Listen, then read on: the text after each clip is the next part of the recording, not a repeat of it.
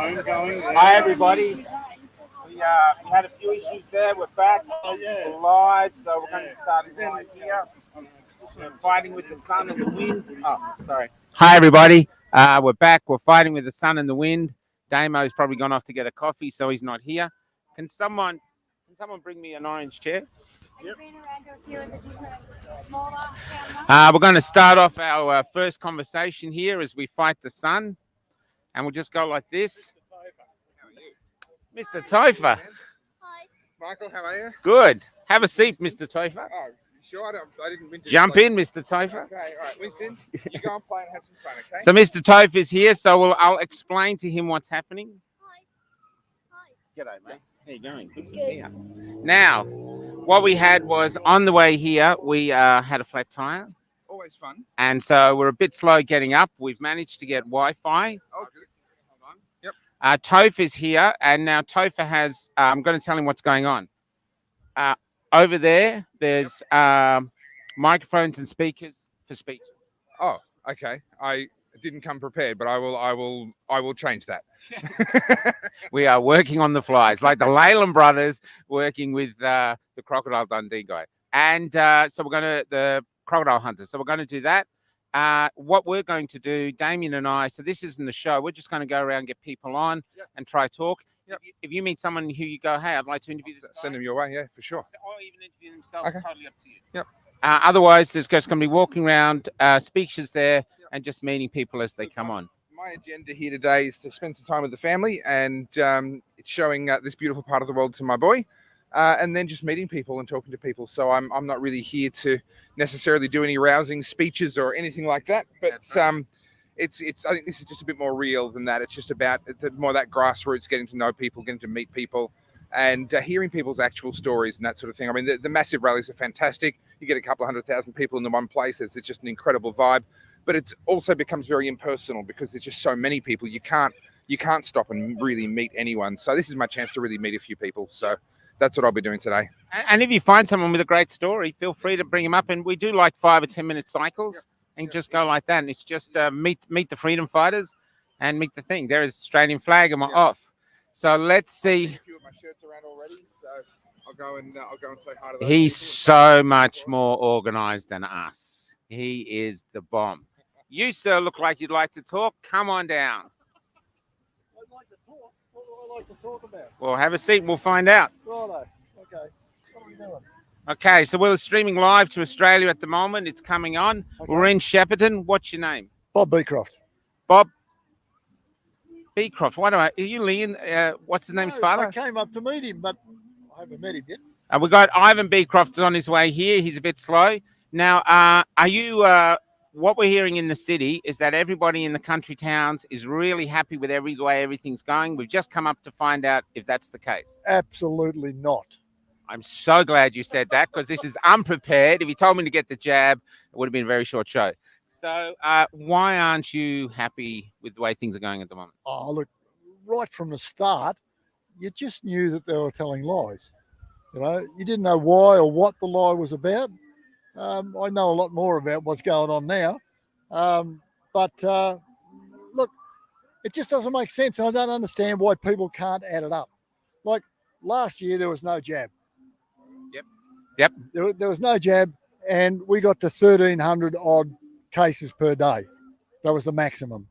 This year, 70% had the jab, and we got to 2,300 odd. So almost double. And still, it's running around the 1,300, and we're 90% jabbed. You do realise we sold common sense to China, and now we're working on fear. Absolutely. So it doesn't matter what you look at; things don't look right. I mean, for the first 12 months, kids really don't get it. If they do get it, it's only very slight. It's not a real problem. Worldwide, there's no kids have died from it. All of a sudden, they've been saying for 12 months, you know, we won't give the kids jab. Now, they're lining them up. I mean, it doesn't make any sense. If you just think about it, never mind what you look at on YouTube and all that, you can be told, you know, or people will say, oh, you're just looking at things on the internet and that's why you do. It's not that at all. Yes, I found a fair bit on the internet, but why are we looking? Why do you think the ABC and the news channels, the mainstream news channels, aren't really having these conversations? all about this, all about being paid off. Yeah. I mean, it has to be. Well, it's hard to think of it any other way, isn't it? Yeah, of course it is. It's very hard. I mean, this new Omicron that's come into the country, how did it get here? Well, it got here by people flying in. Now, to get on a plane... I think it took the red eye, like it's a cheap red eye flight. Doesn't matter whether it's cheap or what it was, but to get on a plane, you had to be tested. Then to get off the plane, you had to be tested. But to get on the plane in the first place, you had to be double jabbed. So how is it the unvaccinated that's causing the problem? I shouldn't laugh, but it's like Monty Python is running reality at the moment. Absolutely, absolutely. Right, Jerry. Tom, can you grab Jerry or Craig and others? Yeah, honestly, that's how it's been now for ages. It is like nonsense, absolute nonsense. How long have you lived in Shepparton? Not long, about 43 years. I was born and bred in Melbourne. So they accepted you though. You're still know he's one of those. I've been president of the local footy club, past president of the local footy club, past president of the Golden Valley Woodworkers. I've been around and done a bit in the town. I had my own business in the town for 15 years or whatever in Shepparton. I live in Topher actually, which is 15 minutes to the west. So there's a few people that know me. So this is the perfect guy to start with. Perfect guy. And if you want to come down here and have your say, if you're sitting home in Shepparton, you want to come down and have your say because the government in the city and the mainstream media is saying that you guys are all happy as Larry. And so if you're not happy as Larry, come down. If you are happy as Larry, stay home. I'm just going to bring Jerry on now to introduce you. Come and talk to Jerry. And he's the leader of the white supremacist movement, in case you haven't noticed. Right. He was going to bring him on. And Craig Backman is here. Topher is here. Damien Richard is here. He's probably going to get a coffee. But yeah, and the music's going to start. The speakers are going to start. Come on down. And hopefully we get a hell of a lot of people here. Let's see. If we're not, we drove up for nothing. Thanks very much. Good on you. Cheers. Jerry. Oh, quick. Hold on a minute. Oh, we have to wait because Jerry's doing photo ops. So he's going. Okay, here's the leader of the white supremacist movement in Victoria. How are we going? That joke doesn't get sick. This is Jerry. Jerry didn't drive up with me. Jerry drove up in the palatial wagon while I drove up in the cattle truck. Now, can I ask first off, this is very serious. Is there anybody in Melbourne that hasn't had their selfie taken with you? There are many of them. You haven't yet done it. You haven't done it yet. I do actually. I have. No, you only take my photos. I have 2 selfies with you. You did one, yeah. No, so what we're saying is we've brought Jerry up. In all seriousness, Jerry was a political scientist. Political science, yep. Yep. Very knowledgeable man. He's been doing the speeches. He's been doing speeches at the marches. He's been on our show. He's been on all the shows. And if you want to come down and meet him and talk to him, he might even want to interview on the show. Just come on down. And I'll tell you what we're doing. All we're doing is if you're out there and you meet someone, they have a story, and you would like to sit with them for 5 or 10 minutes, it streams live and it's just grassroots, real life stories. Like the young fellow that just took a photo with me, he reached out to me and he said, "Are you the fellow that has been talking in all these rallies?" I said, "It's me." He came and he hugged me and he just took a photo with me and he said, this is his hometown, and he was happy that I came. And one thing I say that I'm happy that you came. I'd be happy if you drove the truck. Oh, I'm happy that the bill is already gone. So the message I'm coming here for is that many people have been driving Michael from the regional areas. They came to Melbourne to join our protest. Yes. So today is our chance to show them that we actually can drive to come to where they are. Yeah. So, and I hope we can get the resources and time to do this more. To pay back to those who travel 300 kilometers, 2 hours, 4 hours to come to Melbourne, attend the rally, spend the night in using their own money. So it's our time now and our turn to come and meet them wherever they are. And I'm more than happy to be. Yeah, sorry to take the way. So if you're in the area and you want to come down and just hear a different narrative. Jerry is a beautiful human being. I know we make a lot of fun with him, but he's a very courageous man. And we're going to bring Rukshan, but Rukshan's got a wedding because I think he's the most popular wedding photographer in Melbourne at the moment. But yeah, are you going to do a speech here today? Not really, but if I'm asked, I will be able to say something. Thank the people of Shepparton. Can I change that question? Will you please do a speech here today? I will when people ask me, not you. So you're in Shepparton, put in the things that they'd like to hear Jerry do a speech. He's a beautiful speech maker. Yeah, another thing I also want to mention to your viewers is that. So another thing we also need to do, one of this event of having a picnic, coming meet the people together, is to engage with people so that they don't forget. It is easy to forget when these politicians relax the laws and everything. We may forget and we think that, let's vote for them next time. So we don't know where the political direction will take us the next election. But if we keep together, the community that we have developed now, there's no any other time I can remember Australia has built this kind of togetherness, community togetherness. This is what we need. And when we build community gathering like this, politicians lose control and they will start to come down and talk to us. You really think that will happen? It will happen if we keep doing this. I've been approached by people that never approached me before. We actually have two politicians with us today, Catherine Cummings and Tim Quilty might come down. And here we got another star. I might just bring in Craig, just to introduce Craig, because you can talk to Craig and he's single. You're not single, are you? I don't want to answer that. He's single. He's single. Craig. I'll send in Craig. Go out and meet your people. No, let me go talk to people. Yeah. So come down and meet.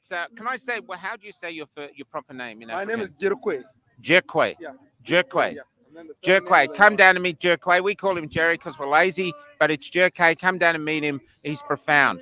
Now we have the most handsome man in the revolution is going to come on now.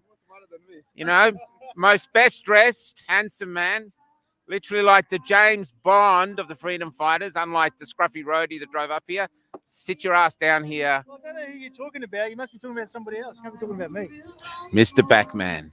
Hello, everybody. The police officer that had a trouble with his integrity, that he wanted to keep it. And here he is. Thanks for coming up here, man. Pleasure, mate. I'm honoured to be here, mate. It's a great little gathering. And we're hoping the numbers will grow. If you'd like to come meet Craig, he's done some amazing speeches at the marches. He's had a profound effect, I believe, on the culture. And I believe there's a lot of policemen that have been deeply affected, even if they're still in the force. But I really want to ask you a question, what was going on before. The price of integrity, how hard has it been to pay that? Because I know I don't want to get into your personal suffering that you've been through, but I can see that it's a struggle. How's it been walking away from everything and standing up for what you believe, the price of it? You can't put a price on a clear conscience, Michael. You can't. The ability to sleep at night knowing that you've done right is priceless. So, unfortunately at the moment, a lot of my former colleagues, they know what they're doing is unjust. They know that the rules or the orders that they've been given are unjust. And I've said it before, and I've said it to their face, and so I've got no problem saying it again, is that they're trapped by their paycheck, which is sad. And so, at the moment they're going around to businesses and this sort of stuff and threatening to shut them down based on discriminatory and bigotry type mandates, which we all know are not laws. But they're doing it anyway. And so that just shows me they're at the point where they're thinking they'll do whatever they're told, provided they get paid. And that's a really sad state of affairs.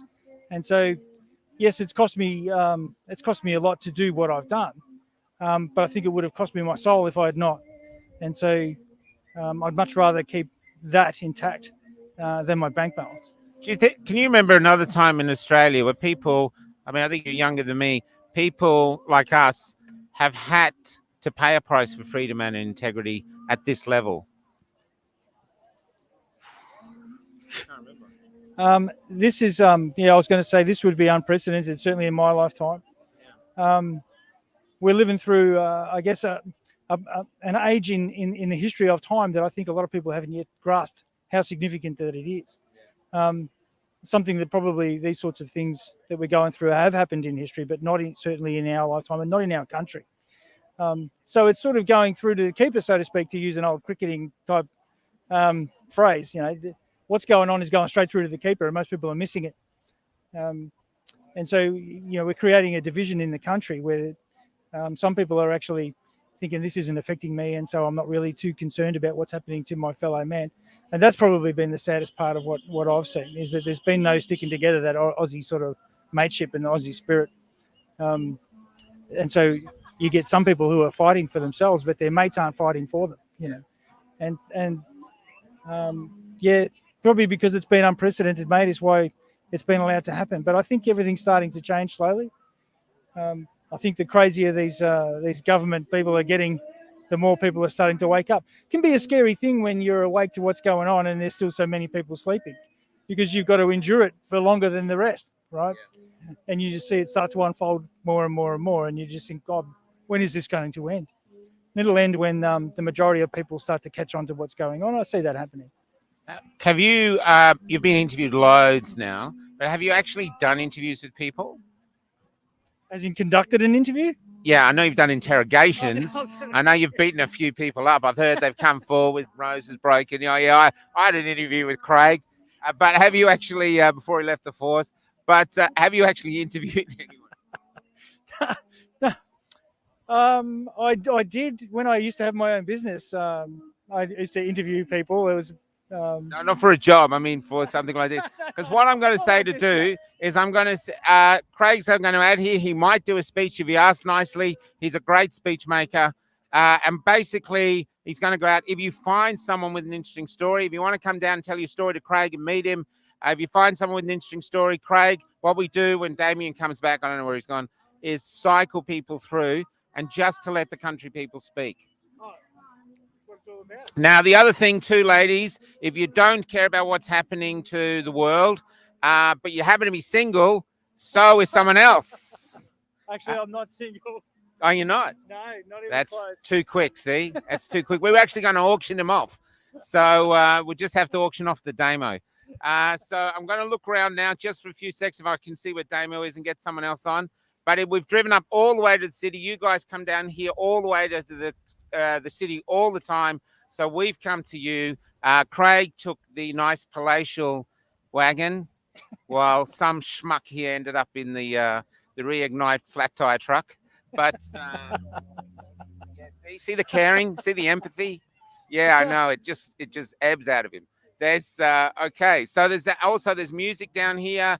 There's Simon Beecroft's coming down. There's music down here. There will be speeches, and the crowd is growing. I'm going to turn this around now so you can see it.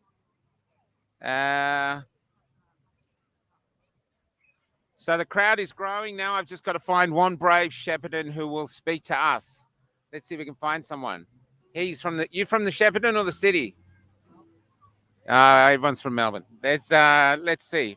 I got an old guy here. Stay there. I'll just see if I can get him on. Actually, Craig, just stay here and look pretty for a second. Maybe just speak. I'm just going to use him as a just. Here's the thing. If you know any songs, sing some songs. I'll just grab some and I'll be back. So I'm just going to sit here and talk to myself to your live feed. That's really good. Thanks, Michael. Yeah, just to touch on it, I have to touch on it now that Michael brought it up. I'm not single, and Amanda, if you're watching this, I love you, my darling. That's not what he said all the way up here. We couldn't get him off Tinder. Swipe, swipe, swipe. And here's one of the people he swiped on. G'day, mate. How are you? I'm good. Now, this is streaming around the country, and we've come up here just to meet the people from the country and from Shepparton. Are you from Shepparton? Oh, just out of Shep. Okay, and what's your name? Jeff. Jeff. Yeah. Now, Jeff, the reason we came up is that the mainstream media and Dan is saying that everyone in the country town's really happy with everything. Are you happy with everything? Definitely not. So I'm glad he said that. Okay. Can I say why aren't you happy with everything? Well, I've seen this happening for over 45 years. We didn't know how it was going to climax until now, or till the last 2 years. And now you can see what's happening. And the name of the game is they want to abolish private ownership of everything, break all small business, and then they control all big business. And the rest of us become serfs. Well, I hate to say it, that's the rabbit hole theory, but it seems to be coming true. everywhere we see it, people are losing their jobs and the big businesses are taking over. Yes, well, hopefully, as of the 17th, we have a case in the Myrtleford court where Mr. Dan Andrews has been charged with misprision of treason, and we will see where it goes from there. I have documents in my possession where he hasn't even been sworn in legally. The governor can't swear him in because she's not registered as the governor under ASIC anyway. There's another person registered the name, the governor of Victoria. Oh, sorry, it might be next thing. Yeah, we've heard this is the Brian Law or Brian Lawler. Brian Shaw. Brian Shaw, yeah, the Brian Shaw. He's got a website. If you want to look up, he's got two websites actually. One is Elijah's Challenge, as written in the Bible, and the other one is www.jesusislord.melbourne. Can I ask, do you have a lot of trust in the law system at the moment? Do you think maybe the law system is a bit, let's say, biased as well? I have no trust in the law system, full stop, and haven't had for a long time because it's all corporate law. What did you do in Shepparton? I'm retired. No, but before you retired? I had my own wholesale nursery. Oh, okay. So down in Gippsland. And when did you finish up with that? Oh, probably about 15 years ago. Would you have? How would you have gone with segregating customers? Do you think? I wouldn't have. And there's a lot of people around here. There's a gentleman I met up in the Echuca about a week ago, Trevor Andrews, who opened up through all the so-called COVID, and they've put fines on him and everything else. He's still open. He's no segregation whatsoever. Anybody that wants to go in and have a meal or have a drink is more than welcome to go in there. Oh, yeah, we heard about him. Yeah, that's great. I believe there's 1 or 2 around Shepparton's going to do the same very soon. Maybe that's what we need, mass non-compliance. Well, unless we get mass non-compliance, they'll continue doing what we're doing. Yeah, well, that's the hope. I might just move to one of these ladies to get them up, but thanks for coming on. My pleasure. No worries.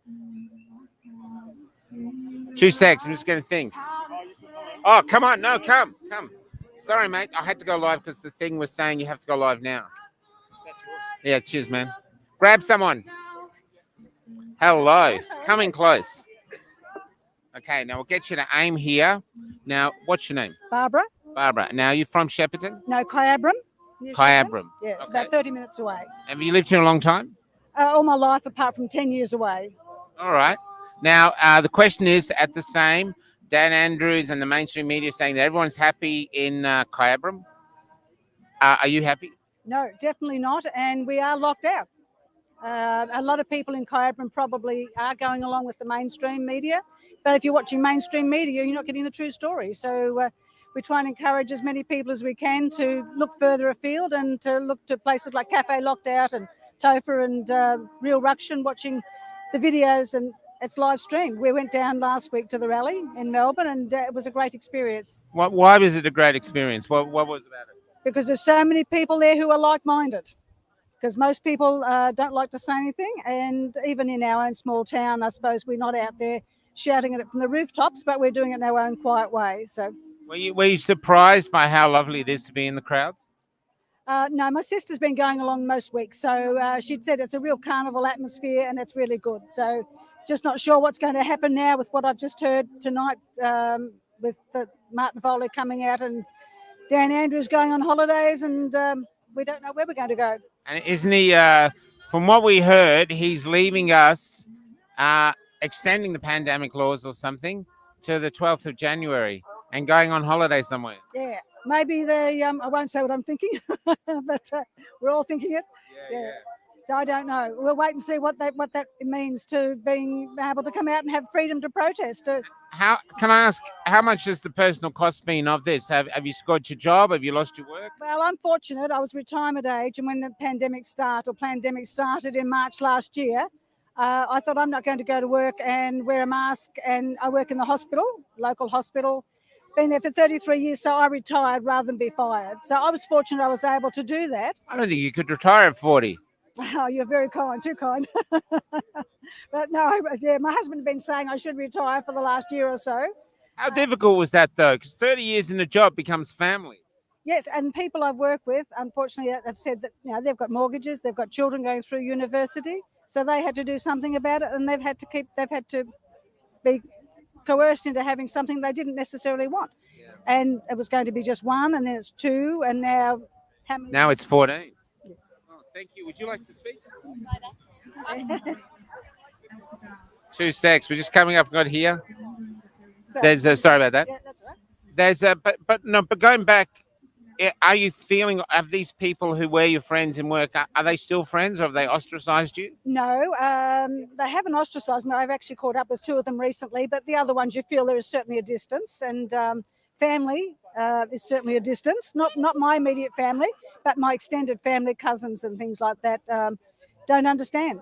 Do you think the distance is because they're frightened of the virus, or they're frightened of being affiliated with someone who's taking a stance for freedom? No, I think it's the virus. As my husband keeps saying, well, go and hide under the bed again. And there are a lot of them that really are terrified. And he's been ostracised by his own family as well now, unfortunately. 3 siblings think he's mad and keep trying to tell you, well, do it, but you've got to stand for what you believe in. He's always been interested in health anyway. Well, I have to say that we now know in the freedom fight. Have you got someone? Yeah. Great. We know in the freedom thing, we know about 30 or 40 people that have had the virus. All of them have had it mild. A few of the hypochondriacs have gone to hospital and been kicked out. All of them have had it mild. All of them say it doesn't warrant losing family, losing friends, destroying our culture. Would you concur? I would concur, and I had an anaphylactic reaction many years ago, and at the start of this last year, they said, if you've had an anaphylactic reaction, you shouldn't have it. I just said to my husband on the way over, why should I put myself at risk? You lose your wife, or if you had it, the same thing might happen to you. It's just not worth it. I would rather take that tiny, minute chance that I get it, and I have known people who have had it, and they've been fine. So it's just not worth having something like that to put in your system that you might not be here to live to tell the tale. So it's not right. Thank you, Barbara. Thank you for coming on. Damien's going to come on and do a speech. Go out, meet the others. Meet Craig. Craig, he's single. And Jerry and Topher is around here. I've had a photo with Topher already. He's had a Topher. And I'm going to go out and meet my next victim to see if I can drag them on the screen. Thank you, Barbara. Thank you. Hey, mate, now just let you know, I'm about to introduce Tim Quilty to. I'm just letting Sarah, what's the name of the Jessica Lorraine. Okay. Jessica. Yeah. Lorraine. Okay. Anyway, and I've got Ange here. Hello, everyone. It's now Damien. I've just jumped in the seat. I've got Ange, obviously from Shepparton as well, and we're just talking about the singer that's singing at the moment. I don't know if you can hear her, sultry tones in the background. That's Jessica Lorraine. She's been prohibited from playing inside venues. She's a local homegrown talent, and Ange is going to have a bit of a chat about her. Hey, Ange. Certainly am. Yeah, she's been performing. She's part of a really large Catholic family, actually, and her dad's been like shuttling her around to different gigs. She's worked for the council. She's done lots of like council-inspired gigs and stuff. And then all of a sudden it's like, oh, no, you can't work anymore because you're the unclean. So, we're looking at obviously supporting her here tonight by throwing some donations her way. She's out of work, as is all of her family. All her brothers and sisters have moved home, pretty much. And we're also looking at having a backyard gig at our place. We've got a big property out a couple of acres out of town, and we want to have a gig with some of the other performers who are out of work and have some people around and, try and throw some money and gigs their way. And so how's that been taken in the town, like that you're going to go against the, so-called protocols and do your own gig in your backyard? How's that been received? Oh, look, we've gone pretty low key so far. We're only just sort of like formulating it in the last sort of month or so, just talking about it now. So I really don't care, to be honest. Like, if people aren't for it, don't come. You're not welcome. I mean, I plan to invite all the people I know that are, like myself, going to stand up and go, not for this. And anyone else who also say being coerced and who doesn't give a shit either, really, to be honest. So it's for the vaccinated as well as the unvaccinated? Yeah, look, I've got friends who are vaccinated. They have been coerced to keep their jobs. They've got mortgages, they've got kids, they've got all that stuff, but they are pro-choice. So I personally not going to discriminate against them because they've been forced to do it. My husband got forced to do it. My children have been forced to do it that work. So yeah, I totally intend to include them. But like I said, if you're not in it, don't come. Fair enough, Anson. So we've got quite a lot of people here. Is this indicative of what you'd sort of expect for a turnout this size at Shepparton? Actually, to be honest, no. The reception in Shep, if you talk people to people, is it's like the old thing, like, I've come to buy a packet of cigarettes and a packet of condoms. So, it's one of those. What is that old thing? Hang on, is there something I missed? Yeah, totally. So look, there is people who are pro-choice, but we are full of town. Like, we've had an issue. Our local salvos won't let you in. One over the bridge, apparently, but the one in Shep won't let you in. I've just heard of a girl that went to CASA today. Wouldn't let her in. We'll have a phone call. Went to what? CASA, which is something against sexual assault. Okay. So, they wouldn't let her in. Oh, we'll have a phone consult with you. Well, clearly, if you're there for help. So, like, what are you doing? We've had so many issues. I know one other girl, she hasn't been able to get hospital treatment because she needs to get it at a private hospital. Nah, can't be done. There's a pop-up food truck out the back there with the band playing, and it's a free event. And some people from this event went over there to get something to eat, and they were told no, even though it was a free event, and that goes against the protocols that the council has agreed to. They were still told, well, tell someone else, because you're basically not allowed to eat, even though it's going to be outdoors from a pop-up caravan. You're going to walk away anyway, because even in Melbourne, you're allowed to get takeaway. So what's that? Yeah. Look, our council, to be perfectly frank, I think have been assholes. It's pretty much our CEO. I don't know about the councillor themselves.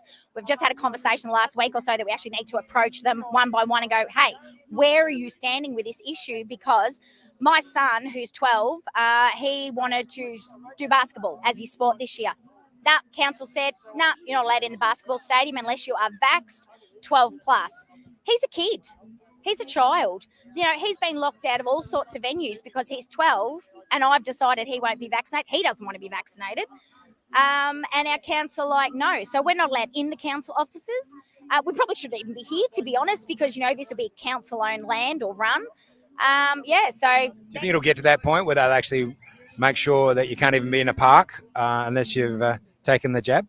I think if they can get away with it, totally, because I'm not a fan of our local council. They've got lots of issues about lots of other things that they don't do the right thing for. You can't even go to the Christmas carols. We're at a Christmas carols thing here. And actually, my mum got in trouble. She got blocked off Facebook for 7 days because she wanted to know if she could come if she brought her a yellow star and a letter from Hitler.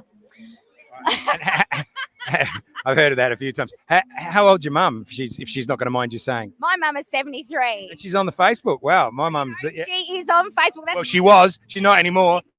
For 7 days. That's my mum over there. My mum has been organising and talking about Agenda 21, the LEM agreement, for my whole life. So, people have come to speak to us. We're actually running an event on Sunday with our group. We have a group called Free GV here, and we're actually running Santa photos. So, what does that stand for? 3DV. We've got it on the front here. What is it? Free GV. It's just the name they gave the group. They're not protesters as such. They've gone to protest. So what's GV mean? Golden Valley. Golden Valley. Okay. Yeah. So Free Golden Valley. So this is for people to come along. Doesn't matter if they've been vaccinated, as long as they've got that same feel. And we're doing Santa photos out in the park for people, because guess what? You can't even go get a Santa photo. Your parent can't go in with your kids. Ridiculous. One of the first things, talking about canneries and stuff around here, one of the first things I was aware of when people were saying, they're going to make mandates mandatory to be vaccinated, was when the SPC cannery came out. The CEO of there came out and said, oh, no, we're basically... And that was like the first I'd heard of it. And then it just people were saying, and I thought, well, hang on, didn't we just bail you out about 12 years ago when the global financial crisis was on? I was just and now you're making this rule where people can't even work unless they've taken a jab. And that was the first I became aware of it. And it's gone so much further than that now, hasn't it, Ange? Well, let's face it. If you've been bailed out, and they've done it with other businesses in Shepparton that are big businesses that import and whatnot. So you've got government money. And as you said before on one of your shows, as an actor, you've got government money. What happens to you? You're owned. You're bought and sold. SPC is no different. They've taken money. They were told. And to me, as soon as it came up, I said to Mum, test case. Do you think he knew that was expected of him, the CEO? I can't remember his name. Or do you think there was a phone call made? Oh, it has to be a phone call. What, someone just spontaneously came around and said, I'm going to mandate all my staff before it's been mandated. Yeah, come on, no. It's interesting that you ask it because, you're talking to me about being an actor and stuff. And I know that there's things that are not spoken about in the green room, and that's where all the actors hang out together, but they all know exactly the political thought they're meant to have. Now, I'd never say anyone specifically came up to me and said, you have to say this and you have to think that. But full well you have to say that and you have to think that. So I was just wondering maybe if that's the same in the world of the CEOs, that the world they operate in as well. You you have to agree with the government. I mean, if you've ever read the Delphi technique, they all go learn it. They all get taught by it. You go talk to a school principal, you go talk to a CEO. They all have the same tactic. And the last thing they do on the way out is good chat. Good chat, mate. We're on the same page. And you go, what the hell just happened? Like I said, I had an issue with a school principal and she did that to me. And she goes, oh, thanks for coming in. I went, Lucas, my son, you can go back to class. And I said, and we're not finished. I don't sucker into that bullshit. But you are right. They are absolutely conditioned. And we're conditioned. We have something here called the Fairly Leadership Program to encourage leaders. We do it in school. There's two things before we get there. What's the Delphi Principle too? Could you tell me that? So the Delphi Principle is... Yeah. So the Delphi Principle, basically, if you go look it up, you'll find more information. But it's about talking you into things that you don't even realise. It's like, so Damien, now you know that this is what we want and this is what we've discussed and this is what the people want and et cetera, et cetera. She's doing it to me right now. So when we leave today, now we're on the same page, aren't we? And if you're not someone who's aware, you go, oh, okay, just like you said in the green room. You've had it happen to you without. We're well and truly conditioned. Well, even if you realise it, you still have to say it, because if you want to move forward in that organisation. Let's face it, they do it in sales. In retail sales, that's what they do. You go in to try on a suit, right? You want a blue suit, but they'll bring you up a black suit. Damn, you look really good in this black suit. So you walk out with two suits, right? They do it in everything. Sales, retail, politics, sales, council, sales. It's all about selling themselves and selling the agenda. They are great at it. Most people will go along with it.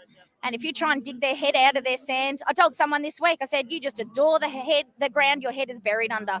They don't want it dug out. They don't want to know. I think the problem is too, because it's all CEOs and stuff now, and people don't actually own the corporation they work for. They're just a gun for hire. So no one actually needs to take responsibility. Responsibility is spread. It's all about collective responsibility. Whereas when you get to smaller organisations, mum and dad type businesses, the ones that have really suffered during the lockdowns and stuff, then they have to take responsibility, because otherwise there's no food on the table. So there's a sense that we might devolve, because I'm feeling a lot of that people talking around here, their plans of devolving from the government and from the state and just living a more, agrarian, simpler lifestyle?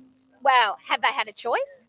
I mean, let's face it, they don't want the mum and dad businesses. They don't want the small businesses who perhaps are under the threshold, that don't pay GST, that aren't controllable. They don't want them. They want the big business. They want the Bunnings. They want all those big business that they get every single cent out of them. That employer workforce that just do what they're told. Let's face it, you work at Safe, all right, you go stand on the door, you go check ticks on passports, or yellow stars, as I call them. Absolute bullshit. Like, I wouldn't do it. I'd quit. Thanks, Ange, because I'm sure Michael wants to get some more people. So thanks for talking, mate. It's great. Yeah, great to see you. You too. Cheers. Thanks, Ange. And Michael. Yeah. So I think, hi, everyone. There's all these people want to speak. Yep. So we're going to keep going. So maybe we'll speak at like 5 or 7 minutes. I wasn't sure. Yeah, I know. We'll make it. Yeah. Hey, everybody.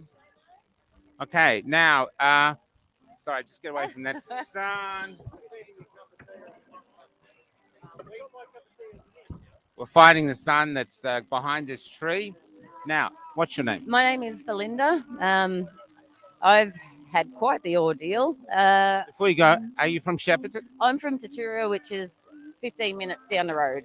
Okay, I'll just get that hair out of your face so you can see your beautiful face. Okay, and now, what brought you here today? Well, I've been attending all the rallies in Melbourne. I think it's important for the numbers that as many people get out there as possible.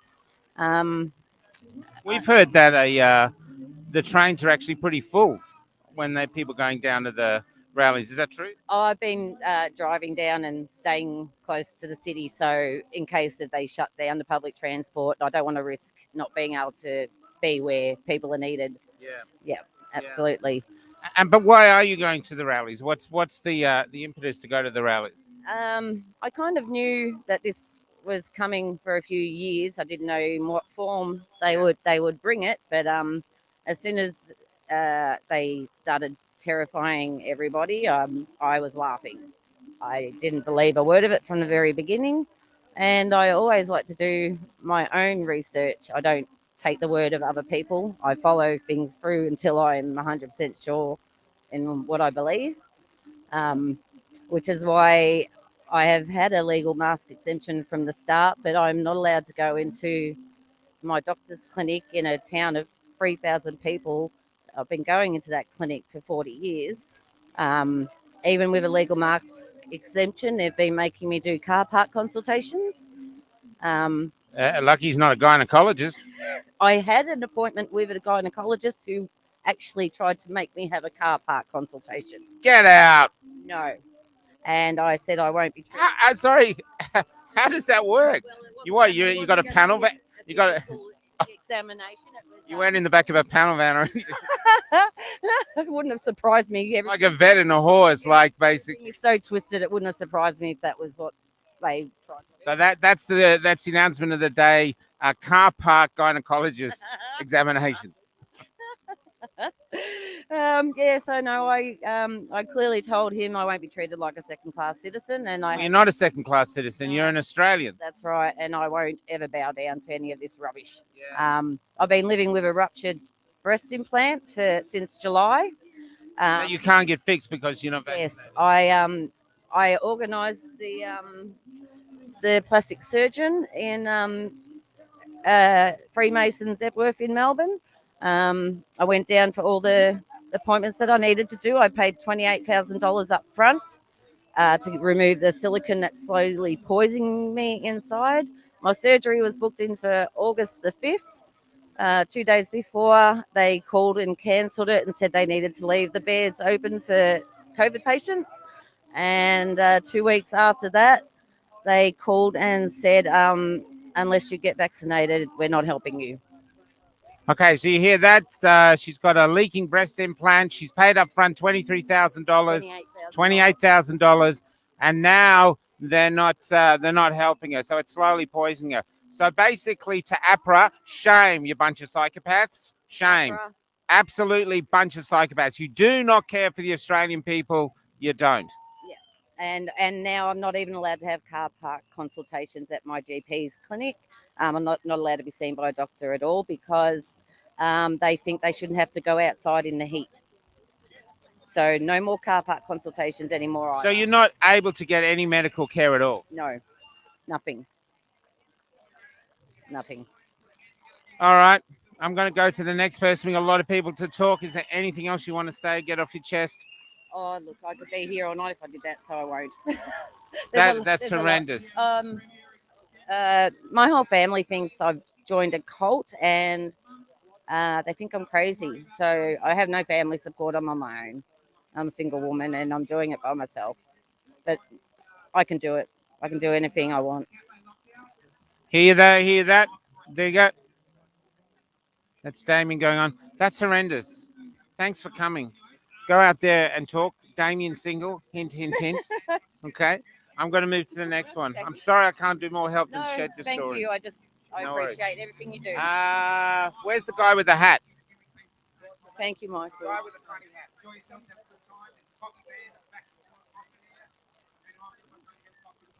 Okay, this is what happens when you come to these places. You get to hear these horrendous stories, and you also get to meet people with great hats. That's a great hat.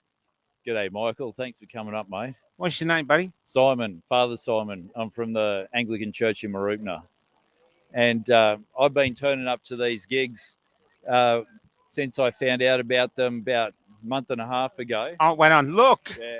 He's not kidding. Yeah, I'm the real Nice deal. to I'm meet not you. cosplaying, man. Yeah, no, good. No, I wouldn't think you were. Wow. No, you can finally got a local priest to talk to instead of That's amazing. We've been talking to Sydney priests, Adelaide, Perth priests. This is our first Victorian priest. Welcome to the show. Oh, it's a privilege, man.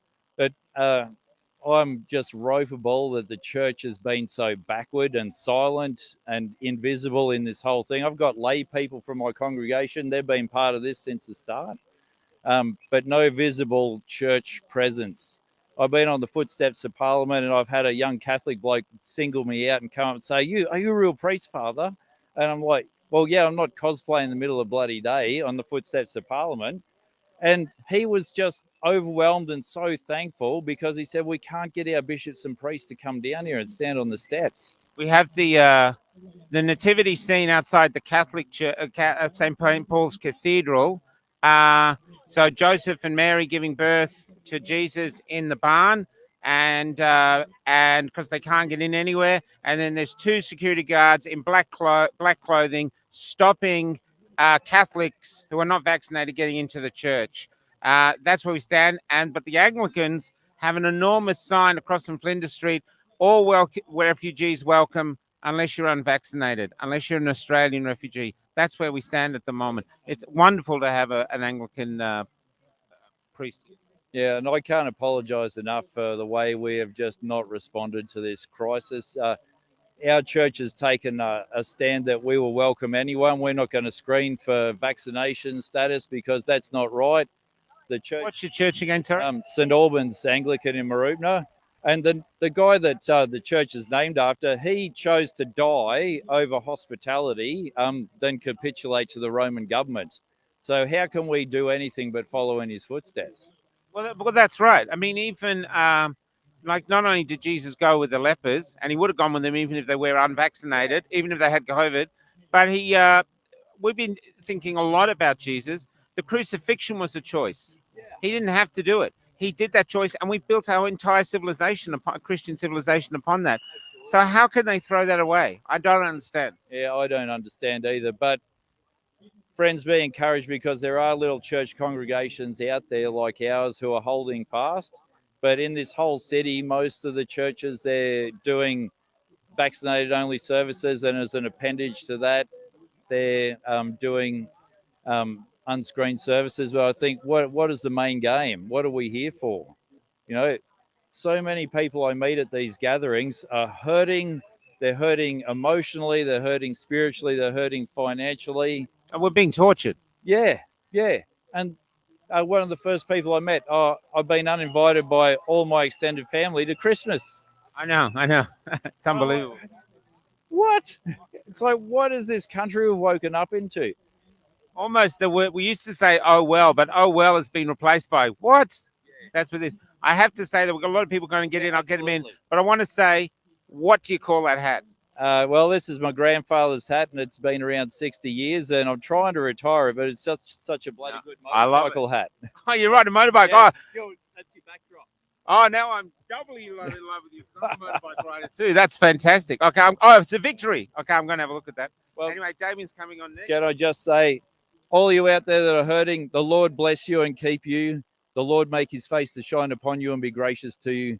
The Lord lift up his countenance upon you and give you his peace, because he will bring the world to a good end, and you'll be there with him. Amen. And you're more than welcome to come on our show, Father. We'd really love you on.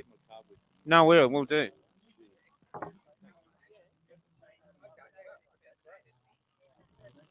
Okay, and I'm back, and this time I'm back with Sammy.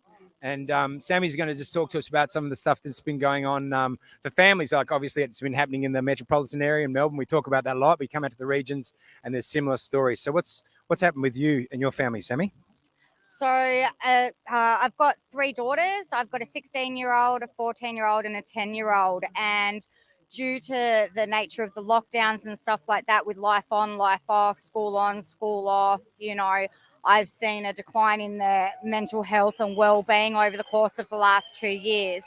And she was 13 at the time, 13-year-old went back over to Tasmania to spend the holidays with her father. She hadn't seen him for 12 months due to the lockdowns and stuff.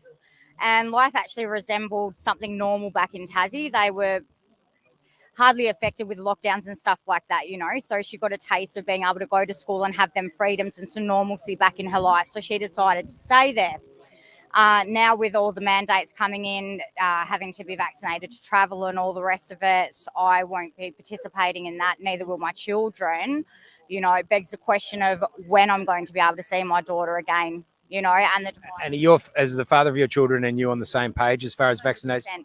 100%. We're very much on the same page with that. So I'm very thankful for that. I've seen a lot of families that are on opposing sides and the trouble that causes. Especially once there's a split between the mother and father. Yeah. Absolutely. But no, we're very much on the same page there. So yeah. And where are you've got 2 other children as well. Where are they?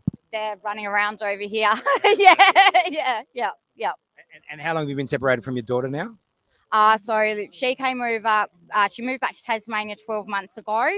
She was over here about 6 months ago for 2 weeks, but I haven't seen her since then. Okay. Yeah. And what's that like on the family life? Is she missing her siblings, or are her siblings missing her? Yeah, everyone is missing each other terribly, We're originally from Tasmania, all our family's back there, so it's really hard, I've had nieces and nephews that have been born that I've never met, and obviously my daughter's being separated from each other. My eldest daughter has other siblings and her father and stepmother down in Tasmania as well, who she is missing terribly, and it puts quite a strain there. And like I said, just no end in sight of when we're actually going to be able to reunite. Is she the oldest, the one in Tasmania? She's my middle daughter. My eldest is here with me. Yeah. So the youngest. So how does the youngest deal with it? What do you say to how old is the youngest? My youngest, she's 10. Yeah. So she's she developed a bit of Quite sure what we're getting there for a second. She's been pretty good with it all, a bit of anxiety, when she was pulled from school having to go back to school. So she actually started having some panic attacks and stuff like that. Because I find it really hard as a parent myself. I know, like, how do you explain it to a child? Because I can't really explain it to myself, because I can't really tell you exactly what's going on. I mean, is it just a pandemic, or is there actually something more sinister happening? So what do you do to deal with that? So I've tried to remain as open as I can be with the girls. Obviously, I don't want to say anything that's distressing, you know what I mean? But I have explained to them about the vaccinations, you know what I mean? They've done quite a lot of, my 2 older girls, mainly my eldest, has sort of looked into it for herself as well. But yeah, it's really hard to try and explain this to them in a manner that isn't going to be distressing. And you said their mental health's been affected. How's that sort of manifest itself, and what have you done to try and help that? So with my eldest, she's actually seeing a psychologist, there was quite a long wait to actually be able to get her in to see someone, and a lot of that's been done over the phone, she's a teenager. She loves her friends and socializing and all of them sort of things, and school and all the things that have been missed out on, and everything like that. So yeah, getting her some help so that she can sort of talk through that and work through that and get some coping strategies in place to be able to deal with it, I wonder what's going to happen to this generation. I do sometimes, because I've got a daughter at home that hasn't basically done anything for 2 years. And I think, what does these formative years of it? She's 17 now, but she was 15 when it started. Now she's 17. What sort of life can I expect for her, and what expectations should I have around that, and what do I have to adapt to and change to? Because you're really so uncertain. You don't know what's coming in the future, do you? No, absolutely not, and I think about our youth and, just from seeing what's gone on in my household, and this is, well, it's not even just in Australia, it's worldwide, isn't it? You know what I mean? But just the effects that it's going to have on these younger generations and how it is going to affect them in the years to come. It's something that I think about often. I'm looking at the statistics of what is going on with their mental health and all the children that are being presented at emergency departments with their self-harm and suicide attempts and stuff like that is absolutely heartbreaking. I just have no words, really. So you've got a partner. What's it been like? How's it affected the relationship between you and your partner? I mean, some people have been okay, and others have been really... My partner. Okay, awkward. Awkward moment on camera here. We'll cut this bit out. It'll be fine. So you're just being a single mum, basically, then? Yeah. And so are you working as well? No. So I did have a little business, at the start of this. I actually went in and was doing my diploma in mental health. I had some health issues arise with my youngest daughter that has needed my attention, and it sort of got to the point where it really felt pointless for me to continue pursuing that when I'm not going to be able to get a job in that industry without being vaccinated anyway. It's something that I'm really passionate about. I've wanted to do for a long time, but it just felt really pointless. Like, if I'm never going to be able to be in that industry, what is? Why make the investment? Yeah, absolutely. So that's been, a bit of a knock, but I'll dust myself off and keep on going. Yeah. I think everyone sort of faced that crossroads, Sammy. Absolutely, that's it. Everyone's got a story to tell that, on how they've been affected by all of this. Thanks for telling yours, Sammy. I think Michael's going to come in with another guest now, so it's great to talk to you, mate. Cheers. See you, mate.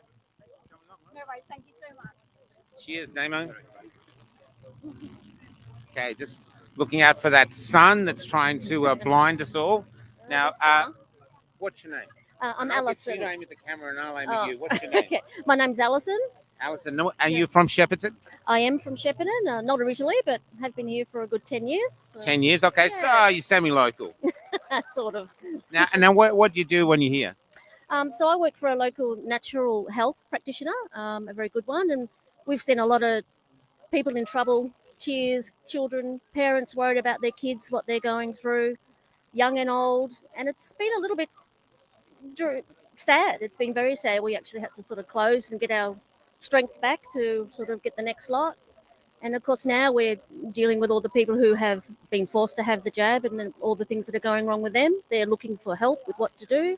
So it's been pretty tough, and it's not ending anytime soon. And when you're talking numbers, what numbers are you talking about of people? Well, if we just say the last 6 months, let's say 100 people or more. In a month? In the last 6 months. Yeah, just trying to think of how many there is. But, it's pretty tough. Parents worried about their kids who are being forced, and it's not good at all. And I don't know how we're going to wake up these people, because you'd seem to think that with all these boosters that are coming, and it's pretty obviously, it could be 7 or 10 of them, that surely they must be starting to think, well, maybe this is not all true and it's not quite right. But how do we get to them to tell them what to do? Because, of course, they won't listen. I mean... Why do you think they won't listen? That's a thing that we often have. Why they... a lot of them are so in love with Daniel Andrews. Why do you think that is? Well, I don't know that they're in love with Daniel. I think it's more they think they're doing the right thing. They've been brought up with the government and doing what they're told. And they started off thinking they had to do this and fell into all the bullshit on the media and everything. But now I'd like to think they must be starting to think, hey, hang on a minute, maybe it's not all beer and Skittles. So about trying to approach them, I mean, I've tried to approach people that I know very well, other colleagues, and they just do not want to hear. Without even pushing anything on them, they felt bullied after just suggesting, hey, have a look at this. Like, it was really out of character. Like, why? Why do they feel so threatened and don't want to... and don't want to hear or read or do any research themselves? It's brainwashing. I mean, there's been a few psychiatrists and things, some from Belgium I've been looking at, about how these people have been hypnotized, and it doesn't matter what you do, you are not going to wake them up. Why are you here personally, though? Is it affecting you personally? Are you losing jobs or family and friends? Well, I'm lucky once. I've got my job because we're standing tall and yep. So very lucky. Well, my hubby is in construction, and we actually did personally go through a bit of a hard time there because he was holding out and, getting to the point of got to get back to work. For men, work is their existence. And so we were going through a very rough time there and had to get away for a week. I said to my boss, look, I'm sorry, I've got to take John away or we're going to be in trouble. So we took off for a week, and that turned everything around for us. We were in a pretty bad place, but he got on board, and now he will not have the jab, I don't think. And he's accepted that he's not going to. And I think that was the big thing about having that acceptance that, no, I'm not going to do it, and stop toying with it. He was in a fight with himself. Do you believe the numbers that 95% of us are jabbed and happy? No way. No way, no. Why would they lie? Oh, it's like the 10,000 at the big rally in Melbourne. Like, no, bullshit. I know when I went down to the Melbourne rally, the Millions March, and one of the signs that somebody had said, hey, Dan, you dickhead, here's your 90% here. So that was a ripper. Thanks for coming on. We're just going to give it over to go. Is there anything else you'd like to say to the people before we go, because you're here? I don't know. Try to turn these other people around, because that's the only way we're going to see your beautiful eyes before you. We need to turn these. Don't be nervous. There's only 1 million people watching. They're naked. Hello, 1 million people. we need to turn those who are asleep around. We just got to keep trying gently, gently though. Well, water works best against fire. Good point. Yeah. That's not mine. That's Paul Zaidman's who I've had on. Okay, I've got to get All Damien right. on to move to Thank the next you. one. Thanks Thanks. for being here. No worries.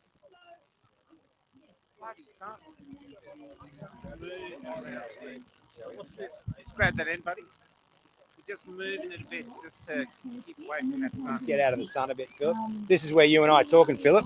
Right. So now I got Philip here now. That's pretty good. I could just duck in there a little bit. Got Philip here with me now from he's actually from Benalla. He's driven down. A mate of his, Michael, has been coming down to the protests in Melbourne a bit and stuff. But Philip hasn't been to one before. This is his first sort of gathering this type. And what have you made of it so far, Philip? Right, well, I'm a right winger. I'm a farmer. I've taken a few kicks in the guts from different government departments over the last 15 years. I've been a member of probably 5 different political parties. I actually helped to start up a political party. What party was that, Philip? Small Business and Employees Party, which got registered in Queensland. So when was that? What's the time frame we're talking? This is back about 10 years ago. But I'm now a member of Pauline Hanson's One Nation Party. I don't see we're going anywhere until Pauline Hanson's One Nation Party, Clive Palmer's party with Mr. Kelly, Liberal Democrats, Shooter and Fisher's party. There's another 3 or 4. What other ones are there? A lot of them. We all need to join up and become one party, put all our egos aside, whatever. Like Pauline's got to put her. I've written letters to Pauline and had no response from her. What sort of letters have you written to her, Philip? I've told her that we need to coalesce and become one party. I mean, Fraser Anning, we had a great senator in Parliament there. Like he ran off and joined up his own party, but he was, for the short time that he was in federal Parliament, he was a wonderful man to have as a senator. And without being all joined up and being one, we're not going anywhere. Fraser Anning was the one that Egg Boy threw the egg at, wasn't he? Yeah, he's a terrific leader. Did you ever meet Fraser Anning? No, I've never met him. I would have loved to have met him, but I would have loved to have been at the protest that they had at the St Kilda Beach there a couple of years ago. But he got a lot of pushback, didn't he, Fraser Anning? Like people sort of said he was really, just so right wing and out of step with, contemporary Australian culture, didn't they? Right. Well, I don't mind people being right wing. I mean, that's what gets us back to having small businesses and gets us back to having balanced budgets and having common sense government. I really like what the Liberal Democrat man from Tim Quilty. I really like what Tim has said, and I've actually written letters to Tim. I don't know what the difference is between the Liberal Democrats and Pauline Hanson's One Nation Party. I don't understand how we're 2 different parties. You think it's just egos, do you? Yes, I think it is egos, and we need to come together as one. And if we do that, we'll actually start taking seats away from the National Party. I used to be a one-eyed National Party supporter. They're a dinosaur party, and over in Benalla, I've lived in South Gippsland, which was a safe National Party seat. The same voting demographic in Benalla as South Gippsland, and the National Party wins 70% of the vote, and they do nothing. And Labor hate the electorate, so they do. What do you think of Barnaby Joyce just coming out lately and criticising George Christensen for some of his stances that he's been taking as far as vaccination, etc., is concerned? I like Barnaby Joyce, and I actually, my National Party representative, I had a discussion with my National Party person, and they said they hated Barnaby Joyce. He was too divisive. Well, I think Barnaby's good, and I like Mr. Christensen as well. So I'm not sure what Barnaby said about George Christensen, but he was appearing on American media, and he just thought maybe he's appearing on some inappropriate shows. Who's on it? Oh, the guy that's on the late night. I can't remember his name at the moment.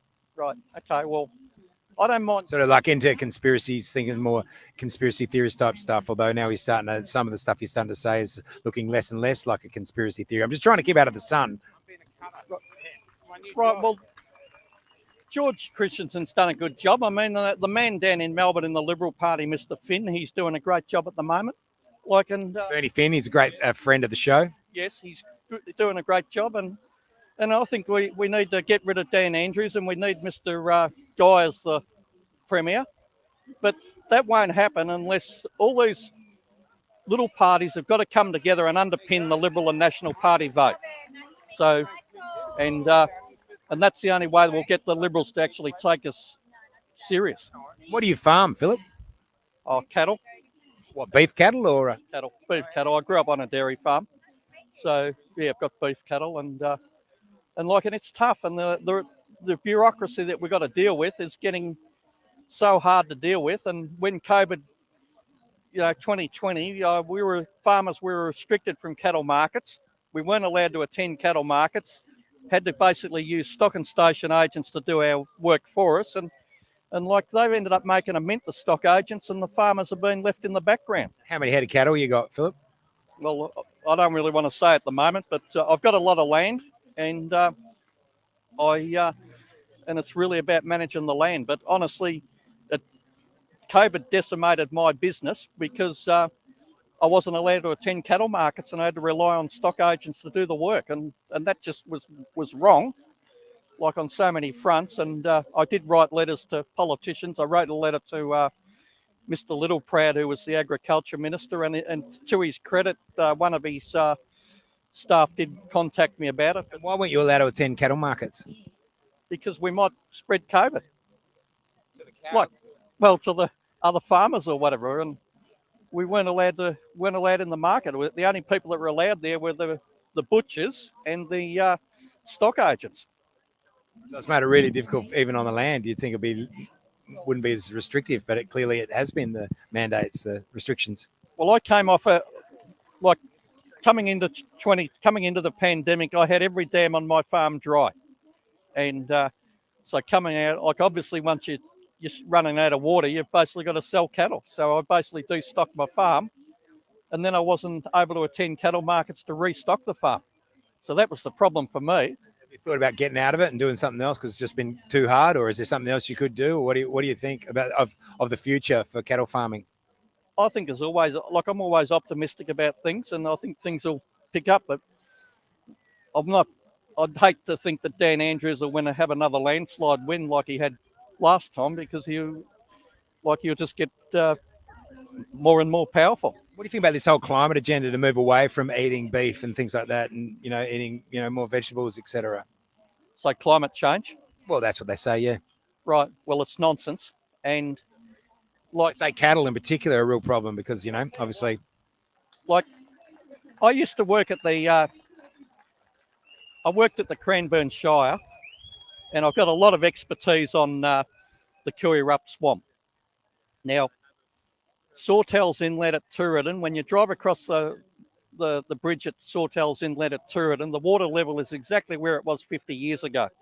So explain to me how whole countries out in the middle of the Pacific Ocean are going to go underwater when the sea level hasn't moved one bit in Western Port Bay. So when I see Tooradin permanently underwater, then I'll start to believe climate change. Right, so you really are a believer in that, just government getting out of people's business and let people get on with the business of what they do. Well, climate change is just a left-wing con, and it's just a hoax that's being pulled on farmers, and any farmer that thinks that it's true is kidding themselves. And I drove past a farm tonight where the farmer's sign out the front of their property says, "I'm a farmer that supports climate change." Well, I suppose everyone's entitled to their... Do you know him? Is he a neighbour or? No, it's just I drove out here tonight. Is there much of that amongst farmers? Others that really support climate change and others that think it's a hoax? I would have thought the majority think it's a hoax, but there's going to be, probably once again, it's probably 70 to 30. And what do you say if you meet another farmer and he sort of says how terrible he reckons what a climate catastrophe we're facing? Well, I'll just tell them what I just told you about Tooradin. So, keep it simple. Absolutely keep it simple, and there it is. I mean, they haven't gone and closed down JFK Airport in New York City. I mean, that's basically at sea level. So they've got plans to shut that down and move it somewhere else. I would think not. No. So it's nonsense, isn't it? Wouldn't be for me to say right now. I wouldn't think. Yeah. Thanks, mate. Good to chat to you. Thank you. That was Philip, the cattle farmer from Benalla. And now we've got someone else. Find the biggest guy you can and be the cutter. The trees. No, the tree's pretty good. So the tree's helping us doing the cutting. G'day, lean in. Hello. You're going to look at the camera with your pretty face. I'm going to look at you. Yep. What's your name? Ben. Ben, how long you lived in Shepparton? 18 years, my whole life. You're 18. Wow. Okay. Now, everyone in the country is in the city. The parliamentarians and mainstream media are saying everybody in the country is happy. Are you happy? No. And why aren't you happy, mate? I've got no work, can't go out and do anything, can't do uni. I'm stuck at home, sitting at home doing nothing. And what were you doing in uni? I was hoping to go and do exercise and sports science. Being in year 12, only just graduated, I was supposed to be out celebrating with my friends, but none of that can happen, unfortunately. And it can't happen, I'm guessing, because you decided not to get vaccinated. Can I ask you why you didn't? I've got an underlying medical condition, and on the dad's side of the family, there's underlying health conditions that are all affected. So I'm trying to find the appropriate answers, but none of the doctors can give me the truthful, honest answers of the effects. So I'm not touching it until I get the truth. That's fair enough, mate. That's fair enough. How are you going? How are your family and friends taking it that you're unvaccinated? The friends are a bit gutted, I think, because like the other day they wanted me to go. Well, they had a meet-up planned at the Deck and Star Bowl. What's the Deck? It's a local restaurant, like a club sort of thing. And they were going to get us to all meet up there and we're going to have a good time. But unfortunately, I had to decline the offer because they've mandated vaccinating. So I can't go. So how are you coping with that? You got any support base or are you just going crazy by yourself? I've got some pretty good friends that are understanding, and mum and dad are pretty good too. So I've got support there. It's just unfortunate that the society at the moment doesn't quite accept those choices. And why do you think that is? What have you? I mean, I've never seen it in my lifetime, but I'm an old codger. From yourself, you don't have to laugh at that. That was actually it's sarcasm. But then from yourself, why do you think it is that society's gone a bit troppo?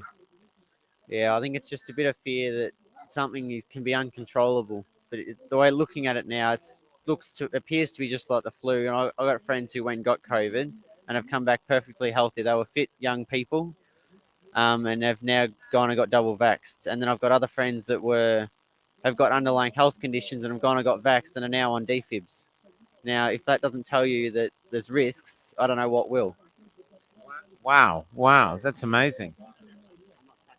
Yeah, and what are your thoughts about the future? Do you have any, or are you just taking day by day? The plan pre-COVID and pre-this was to hopefully travel the world and see the world and do uni. Now it's a day-by-day case and see what happens, because uni's off the cards at the moment, and particularly for the course I want to do. So, yeah, it's a day-by-day. Have you got a girlfriend? No. Are you looking for a girlfriend? We'll see what happens. I've got all the life in the world. This is Ben, unvaccinated, so his sperm is worth 22,000% more than a vaccinated person.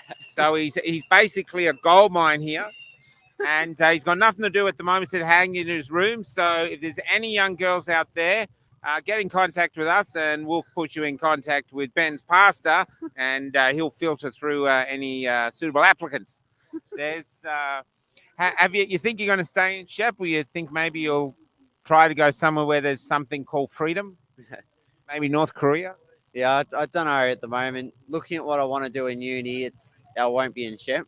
What I want to do, the career's out in Sydney or Melbourne, unfortunately, so the major cities. So we'll see what happens with uni and if I even get there at this stage. Well, God bless. Good luck to you, mate. Honestly, God bless. Thanks for coming on the show. This is a disgrace, by the way. This is a young man wants to work, wants to learn, wants to travel the world. And your fear is destroying his dreams. It's a disgrace. That's it. Still got at least 80 years of life left. 80 years of life left sitting in his room, playing every computer game he's ever lived. That's a nonsense way to live. Let him live. Get some balls. Okay, I'm going to get someone else on. Damo, You want another one? Thanks for coming on, mate. Nice to meet you. Thank you for that. Okay, here we go. Oh, have I got one of these on? Oh, cheers. I don't think it has to do with this. I think it's to do with that. Yeah, okay. Anyway, so here I am now with a friend of mine I met at the steps of the Parliament. I think I met him at the Shrine too, back in the day, back in the era. When things were a bit. Watching at the Shrine. I was just watching at the Shrine. Okay. But I met you at the steps. And anyway, so Bailey has been studying at Melbourne University. He's studying a philosophy degree. He's still halfway through a philosophy degree. He can't study at Melbourne University anymore, of course, so he's got to do it online. And he is from Shepparton originally, but I'll let him tell his story rather than me give a précis of it. So Bailey, welcome to the show. Thank you very much for having me, Hermes. We'll talk about that.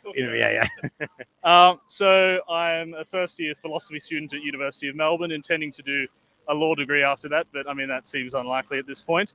And I was doing the whole first year online this year. I finished year 12 in 2019, and the mandate came out to be on campus. So next year, my course seems to be up in air as to whether or not I'll be able to do it. And more interestingly, I was staying on campus, and they mandated it for my own studio apartment where I lived with no one. I was by myself, but I had to be vaccinated, perhaps to protect myself in case I infected my food and ate the infected food or something. Protect yourself from yourself. Yeah, so they've mandated the accommodation. It's not as mad as it sounds in a way, because I mean, I am my own worst enemy. There's no doubt about it. I didn't think it was because I would get COVID, but nonetheless. Yes. I digress, but I can. He's philosophy, so he gets it, you know? So, yes, I mean, I had to terminate my lease early because my father in construction lost his job because of the mandate. So I left anyway, but I would have had to leave and be forced out because I was unvaccinated, probably the only unvaccinated person in the building. At Melbourne Uni? I would say so, yes, because I don't think anyone else moved out. Wouldn't they? There'd be no one else there. It would have been a pretty lonely existence for you then, wouldn't it? Yeah, I mean, well, it's a very, very left-wing institution, as we all would expect. But I remember I was at uni back in the day, and they're saying at the moment, unvaccinated sperm could be, highly sought after. I don't know. Is that an inappropriate question, Bailey? Well, I don't think there'd be a chance to even talk to girls in any venue other than a Zoom call. The Zoom call, yeah, that's awkward. Yeah. So how do you come from Shepparton? What did you? I see his dad was in construction. Is that what your family did in Shepparton? So my father worked in construction. He was a plasterer. My mother works in the financial sector here. She's still working here, and she faces a mandate as well, but she's getting by being able to work from home at the moment, but we're not sure what the future will hold there. And so, I went to school here, grew up here, and moved down to Melbourne for study. Is it unusual that someone that went to school here and grew up here would study philosophy? I would say so, yes. I don't know anyone else from the area that's studying philosophy, no. And was that something you were aware of when you were at school, that you thought, wow, I'd really like to do a philosophy degree? Well, I've always been interested in politics and philosophy, and my philosophy interest sort of grew from year 11 onwards when I returned to the Catholic faith, and had a very strong interest in Scholastic philosophy and other schools. So what's Scholastic philosophy? Well, Scholastic philosophy is a medieval philosophical school that is based on Aristotle, from an ancient Greek philosopher, and that's. I'll keep it simple. Because you've got a name for me from ancient Greek pantheon, haven't you? And what's that? What's the name you've got from me? So myself and a few friends, and I say hello to the friends watching. We call Damien Hermes because at the shrine he was negotiating with the police, and we were watching at home on our screens. Commander Greg, acting Commander Greg Hinton. G'day, Greg. If you're out there, how you going, brother? Still got the bruises. Yeah, well, I'm sure they're watching. They've probably got a close eye on someone as effective as you. And so we were watching him, and we saw this guy being the messenger between the police and the people and doing a very good job at it. So we thought we'd coin the name Hermes because that's the Greek messenger god. So Hermes. There you go, Hermes. Do you think it'll stick? Michael and Hermes, Cafe Lockdown? I don't know. But I like it. It's fun. It's good. So what you're in Shep again now. How long is that going to last? What do you see in the foreseeable future? Because it's really hard to tell what's going to happen next. And Dan's just extended the emergency powers, I believe, today from the 16th to the 12th of January. So what do you see in your foreseeable future? Well, I think the turning point will be the federal election, and it's very important that everyone, not only yourself, turns away from Liberal and Labor, but you need to tell your friends and family to do the same, because we need a massive swing against them, and it's our last chance. If we do not change the political system at this election, They will continue on the trajectory that they're on, which is complete control, and you need to stand up. And I think that the most disappointing thing is the cowardice of so many people. And I'm sure people watching, if you have friends or if you have family, that they would say, oh, I'll come out and march with you, or I'll stand in solidarity with you, and I won't go to a restaurant, and then they do it. You need to call them out on that, and you need to continue hounding the people that are enabling and cooperating with this system, because as long as that continues, then those of us, the 8% who remain unvaccinated, or non-injected rather, because it doesn't confer immunity, and they admit that because they say it doesn't stop transmission. Now, immunity would imply that you cannot get the virus, you're immune from it. So really it's an injection, not a vaccine, but the CDC changed the definition of that anyhow. But you need to call out the cowardice. The cowardice needs to stop. It needs to stop.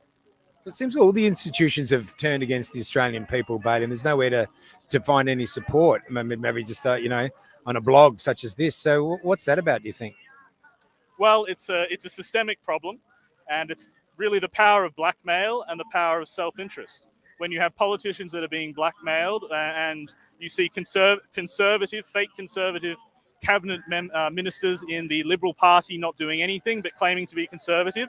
If you're a Liberal Party member, you need to wake up and call out your member, and you need to just resign your membership, because these cabinet ministers have chosen their career as opposed to standing up for fundamental human rights. And that's something you've done recently, isn't it? Did you resign your membership from the Liberal Party? Yep. I was previously a member of the Liberal Party. I've resigned and I've joined the United Australia Party, because I think that they have the resources and the momentum to change and transform this country. So we need to get behind a party like the United Australia Party or other minor parties. It's about unity. Let's not have any infighting. Let's be unified, preference each other, but put the major parties last. So what do you think of Romeo George's criticisms of Craig Kelly that came out the other day? Well, I think that they were false, and I think that they were addressed by Craig very well. The first point is the mining licenses. The federal government cannot give mining licenses; the states can, and so that's no argument as to why there's no argument as to why Clive would be doing that for land. Craig has said that he will act on the suppression order. He will act to unseal it and prosecute where necessary, and that has been his position. And so I think that the lies were just done to cause infighting and division, when we need to look past that and focus on the what's in front of us, which is the mandates, the lockdowns, the tyranny, and the future of our children and our brothers and sisters. How do you think you'll overcome? Like Clive Palmer's quite a divisive figure, isn't he? How do you think the party will fare with that, or is that not a fair portrayal of him? Is that something that the mainstream media would have us believe? Well, I think he has a questionable past. You can question whether or not he acted in self-interest with his previous political career, but he's got the money. He's putting his money where his mouth is. And even if his intentions were selfish or self-centered, if we can derive some benefit from it, there's no problem as to why we should cooperate with him. And he's got the money, and you need money in politics. You need money. I think he's got a pending trial at the moment for some of his business dealings he's done in the past, isn't he? Yes. With the business dealings. Yeah. I'm not too sure about that, but I know he's suing the Queensland, New South Wales, Victorian state governments. He tried to sue WA last year for their border restrictions, and he's doing things to try and stop these mandates as much as he can. I think he's got a commission coming for him for something that he did in his business dealings as well. But I'm not over the top of it at the moment. Sorry, but yeah, you're not aware of that? I'm not aware of that. No. So is there anything else you want to say, Bailey? Is there some other message you would like to impart to our viewers before we wrap it up? Well, one final message. I'll reiterate that cowardice will be the fall of this country. And if you remain silent, if you do not act, if you do not stand by, even if you are vaccinated or injected rather, you must stand by those who are suffering and being persecuted, because if you cooperate and enable the system, nothing will ever change. Courage. Thanks, Bailey. Thanks so much for talking to us, mate. That's great. And there you go. It's just courage, and that's what he's saying to Australian people: take heart and take courage and hold the line and stand your ground, because you really are allowed to say no. It's actually your God-given human right. Thanks, mate. Good to chat to you, buddy. Thanks. Wow, their nickname for you is Hermes. Yeah, we just chatted about it. I don't have a nickname. No. They said they like Michael. So we just found out that the country boys up here have nicknamed Damien Hermes, but I didn't get a nickname. I'm pretty sure they said herpes. Hello, come in. come in a bit closer. Now, how it's going to be, I'm going to get you to look at the camera. Can we see your lovely eyes? You're going to look at the camera. I'm going to look at you. And let's start. What's your name? Hi, my name's Katrina. Hello, Katrina. Now, how we believe you're a nurse. Is that correct? That's right. I've been a registered nurse for 24 years. Oh, sorry, that should be. 24 years. Now, I'm taking you here because you probably lost your job. That's right. Yep, I had two jobs as a nurse. One I have been terminated from, and the other I've been stood down. Okay, and were they in this country town or the Here city? in Shepparton, yes. And this is because you didn't want to take the vaccine? That's right. I don't want to participate in a medical experiment. So can I tell you? Did you work all the way through the pandemic, the early parts of the pandemic? Yes, I did. And there was no problem. No problem. No. And what sort of nurse are you doing? General nurse or you're a specialist? So I'm a registered nurse employed as a school nurse. So I work Monday to Friday as a primary school nurse. And I also had a second job as a registered nurse in a supercare clinic. So that's a nurse-led clinic that operates 7 days a week. So I was contracted 2 nights a week there. And was it busy? School nursing's very busy. The other job, it varies. Yeah. And how are you feeling now that, this is the price you've had to pay for your integrity? I'm just so disappointed. Never in my life did I think my nursing career would end in this way, simply through making a decision of not wanting to take something. It's my body, it's my choice, and informed consent is a big part of nursing. And coercion, being coerced into something that you don't agree with.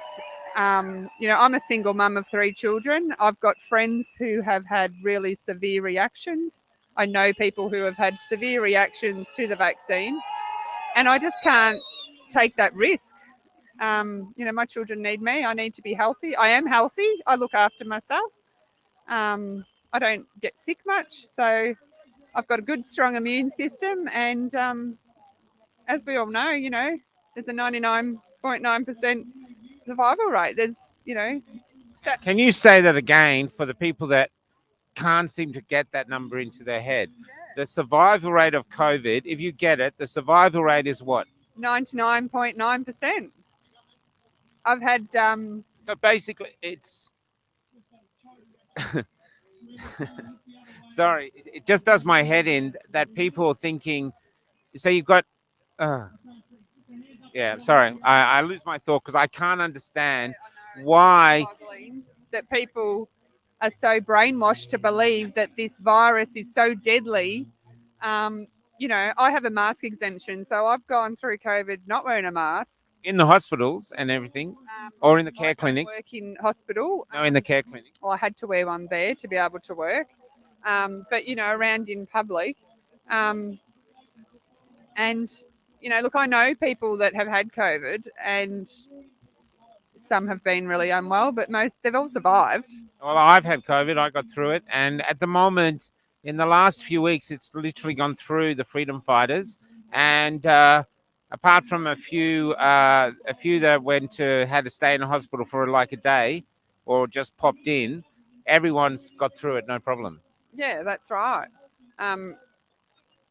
People recover from that. But the lasting effects of this vaccine, if you get injured, it's devastating. And to think that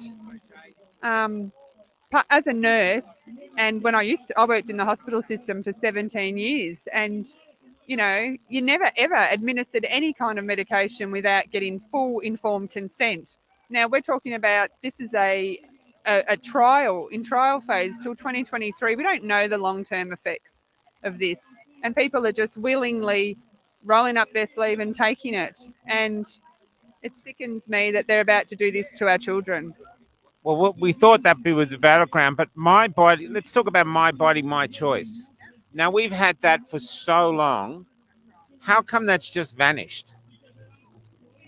Well, there's a bigger agenda here, isn't there, behind it all? This isn't about our health. This isn't about our health at all. This is about control, about manipulation, about taking people's freedom away. It's time for people to just stand up and say no. Are you concerned about what's going to happen after the 15th? Because, I mean, right now he's already extended the pandemic laws even before he goes away for his Christmas holidays. Yeah, how's that?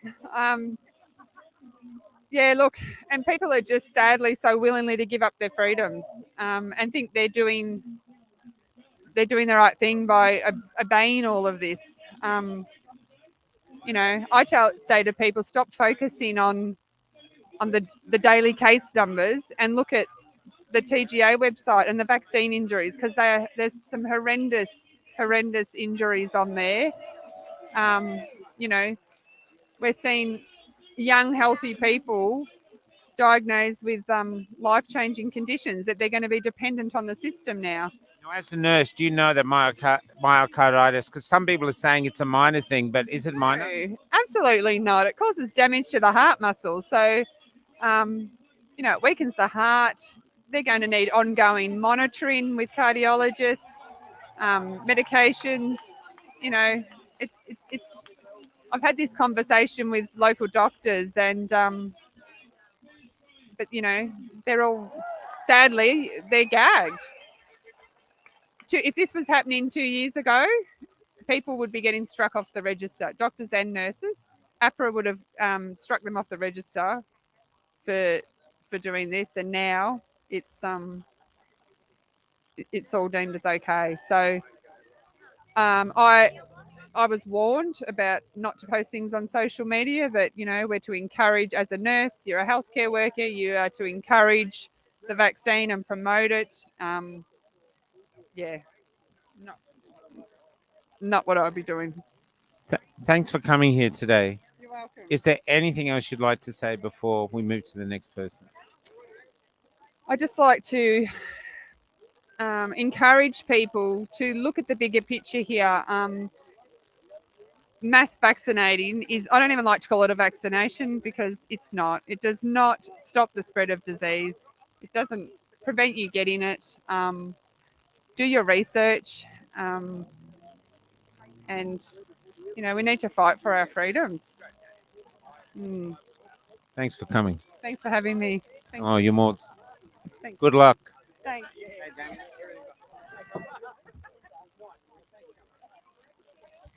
Damien's just coming with someone else. Damien? I think that, Damien, that just young girl in the back in the beanie, that young girl's been waiting twice as long. All right. But I was going to say, could you do two? Because I'm just going to do a Yeah, speech. I can. No worries, mate. Yep. Just do the young girl. Yep. What's your name, sweetheart? Shay. Shay, please come and sit down next to me, Shay. And we've only just met, Shay. How you going? All right? Yeah, good. So do you want to tell me your story, Shay? What's going on with you? Well, I moved to Victoria like 3 years ago. Where from? Tasmania. And I used to go back and forward seeing mum and dad like on the planes on the holidays and all that. And I haven't seen my dad since just after my birthday, which is in August. So I haven't seen my dad in months and months and months. Because he's in Tasmania. So I can't catch planes or anything because I'm not vaccinated. We've been in lockdowns and everything like that. And I have my stepmom, my nans, my uncles, my aunties, like my whole family is in Tasmania. And How old are you, sweetheart? I'm 16. Yeah. So how you coping being away so far away from your dad?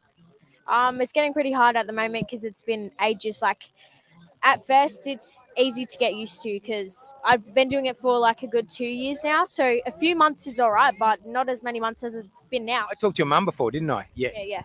I can't even see my dad or my family for Christmas this year or anything like that because I can't fly. I'm not allowed to go on planes or anything like that. So Do you ring him up and chat to him, or do you Skype him, or what do you do to get around that?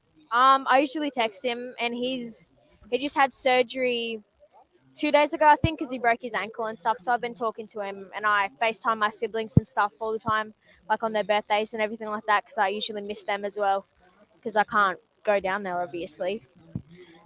What chances, what change do you think might happen that can you foresee a circumstance where you'll be able to travel freely throughout Australia again? I honestly don't think so anytime soon. Sorry, darling. I said I honestly don't think I will be able to anytime soon, which kind of worries me. I don't know how we're going to work around that or anything. I just don't know. Did you learn anything about federation when you're at school? The idea of Australia federating? I think I did a few years ago. Because in 1901, all the states of Australia came together because they all were separate states operating independent of each other. And they all came together in 1901 and federated. So that's when Australia came together as a political entity. And one of the concepts they had that there was free travel throughout Australia, that any Australian could travel to any state at any time.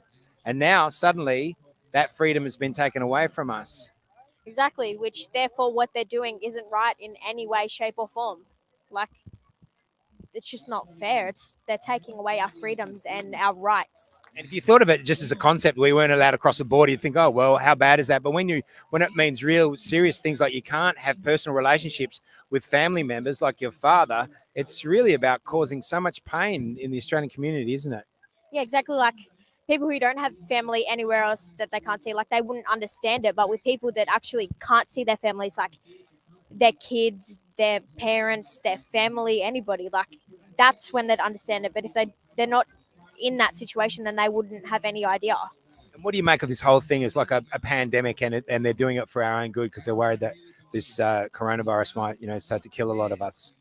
I mean, I think it's honestly stupid because all the information is right in front of our eyes. Like, we're not allowed to cross borders. We're not allowed to go anywhere. But then the politicians, they can go on holiday, or Scott Morrison can go wherever he wants, which that just doesn't make any sense. If we're not allowed to because we're not vaccinated or we're in lockdown, then why are they allowed to?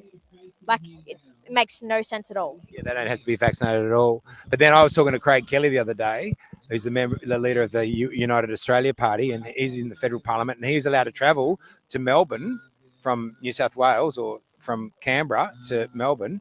But then he wasn't allowed to hire a car when he got to the airport because he didn't have vaccination status. So he's allowed to fly, but then not allowed to drive around Melbourne. So it's very confusing, isn't it?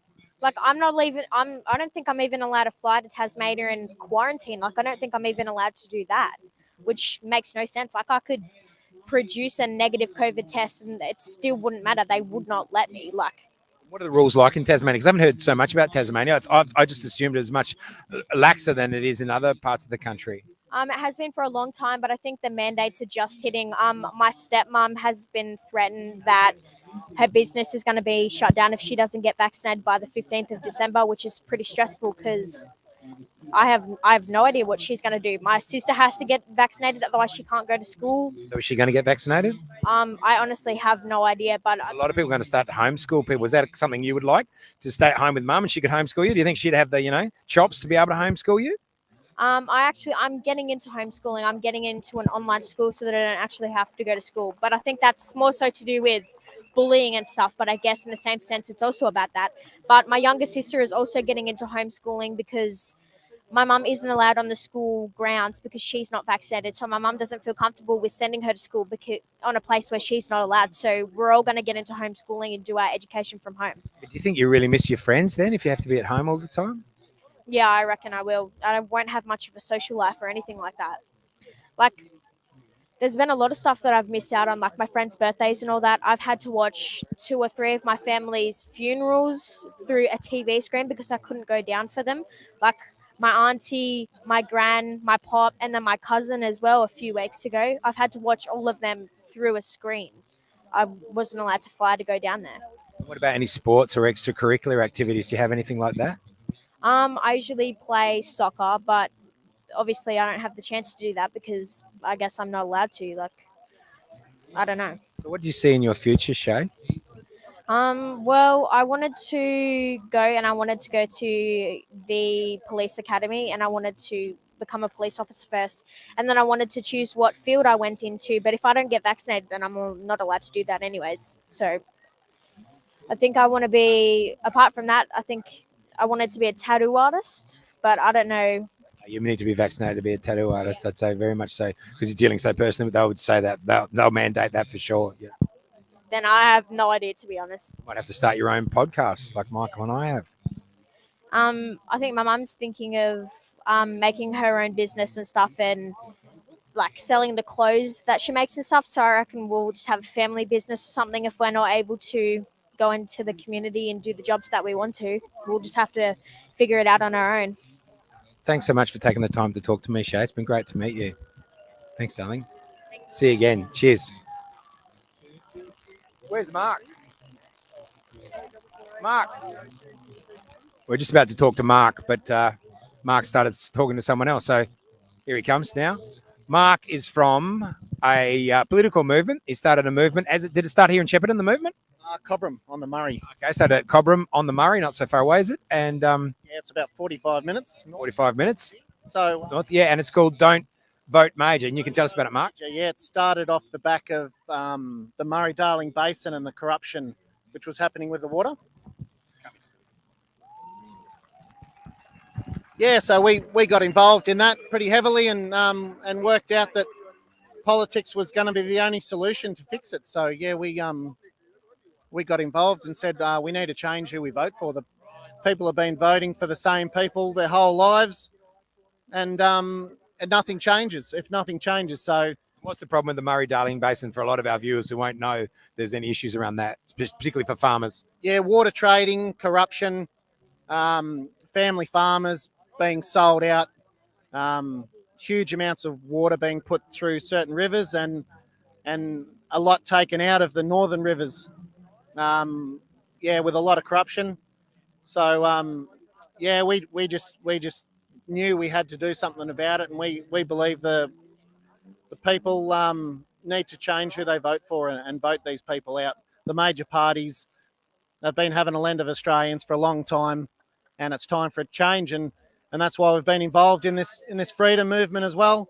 We believe, the major parties are all pretty much one nowadays. It's sort of like the voice of the corporations. I seem to think the major parties. Absolutely. Yeah. Too scared to do anything in contradiction or contravention of what the corporations might want. Yep. And that a lot of people haven't cared who they voted for. They haven't, they've thought my vote doesn't count. I'll just go in and scribble on a piece of paper, or I'll vote for whoever's photo I can see around, who's in the paper. They don't really care, but it's time, and people are finally changing the way they see politics, the way they view politics. And now's definitely time for a change. The next election's going to be huge. It's time for. And you're talking about the federal election in particular.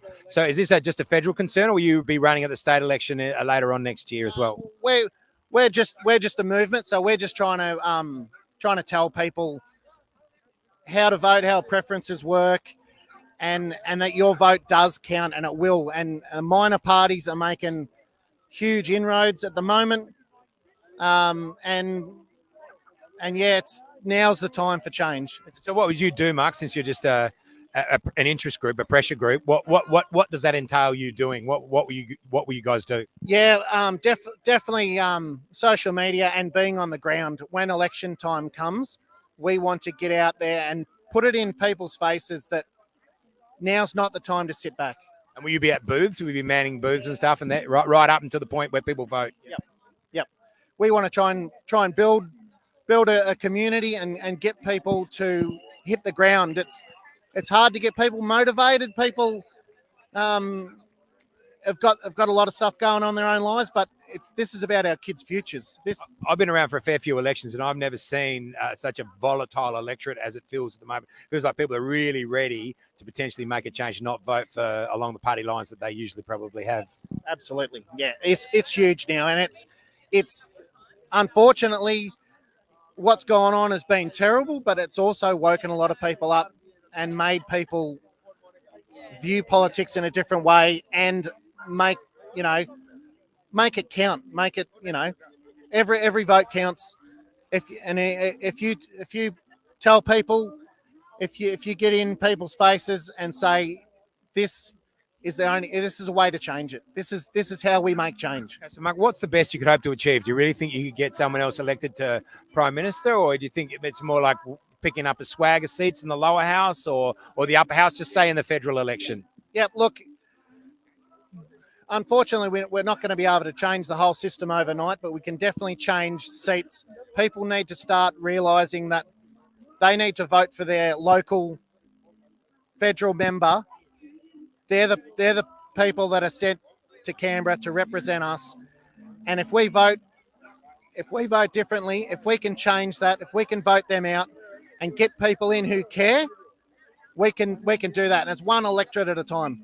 You think, Mark, that maybe Scott Morrison will outmaneuver you and he'll come out at the last minute and introduce legislation to the federal parliament to get rid of mandates and therefore steal a lot of the thunder that the minor parties have got now against the majors for being so close together? He'll differentiate himself from Labor? Absolutely. Yep. They're going to play all the games they can. They're just laying low for now. The election's supposedly early next year. They will come out and try and be the good guys. But luckily, people have seen that they're in action. You can only hope people aren't gullible enough to take a couple of moves from the big parties and get their vote. And how would you counter that? If you think he will do that strategically, I can't see how else he can differentiate himself from Labor. So how would you counter that? Yeah, I just think it's pointing out the wrongdoing, like just pointing out that they don't care. Their history, their track record says it all. It says it all. It's had an experience before. You just feel like there's so little care from the institutions that we've had so much faith in that suddenly there's just no. I hate this word, but empathy at all for the Australian people and the plight that so many of them are going through, the suffering. Yeah, absolutely. They don't care. We know it. People are waking up to it. They don't care about the country. They will sell their soul for $1. They are all about themselves. They are all about their own parties. And that's the thing with parties. There are some good people in the major parties, but they have to toe the party line. Otherwise they get the boot. And they have to toe the line. We've seen it all along. How many people would you say you've got in your group, Mark? And how big do you think it can get before the federal election? We're still pretty small, but we're hoping to get just get people on board, and we're not trying to prove anything. We did this out of necessity. We felt that someone had to stand up and do something, and just saying, "Oh, I hope things change." It doesn't change. It doesn't unless you get off your ass, unless you do something and start something and worry about your kids. Worry about. Hey, mate, what's your name? This is Chase, my son. What's his name? Sorry, what's your name, mate? Chase. Good to see you, Chase. What do you think of what? Have a look at the camera here, mate. Can you come in and just maybe you can sit on your dad's lap? I know you're too big to, but anyway, just do it anyway, just for one more time. And see, that's your face there, mate. So you need to just come into the frame a little bit, yeah. And what do you think of what your dad's doing and how he's trying to stand up for you in your future? How do you feel about that, Chase? I don't know. Okay. And what do you think about the hat you've got on? Because that looks like a pretty fancy hat to me. And do you think you would like to give me that hat before the end of the night? Look at that. What a good kid, you see? They bring him up well. If I asked my son that, I know what I'd get, and it wouldn't be the hat. So I like you, Chase. And if you've ever got any troubles and you need a new dad, mate, maybe we could come to an arrangement. No, this is what it's about. It's about our future. It's about our kids' future. If we don't stand up now. I knew it was too good to last. So how many kids have you got, Mark? I've just got this little tacker. Yep. But yeah, or you worry about everyone's kids. You worry about they're the next generation. If we don't stand up for them, if we don't vote in politicians that actually care about us, these kids have no future. And what do you think? Like, the politicians get in, they seem to care about you before they get in, and then something happens. They get corrupted by the institution itself, or some sort of pressure comes to bear on them, and then they maybe give in. Absolutely, they're a huge machine. They are a corporation, and that's just how it works. It's people go in with good intentions, but until we can change the system, until we can change the two major parties and the others, the Liberal Nationals and the Labor, the Greens, they're institutionalised. They don't care about us. and we have to change that. Yeah. So people need to care. Thanks, Mark. So that's Mark and his great little son Shay. And there is again, grassroots movements, average Australians standing up for themselves, because if we don't stand up for ourselves, no one is coming to save us. No one's going to stand up for us. So great. Good to meet you, Mark. Thanks, mate. Good to see you, brother. Cheers, mate. Thanks, mate. And I'll hand you back to Michael. Thank you, Hermes. Have a seat. You don't have to worry about the sun anymore. I know what this is coming up to how long the seat. Show us the t-shirt. Get up. There we go. Which way does the camera go? That way. That's it. Okay.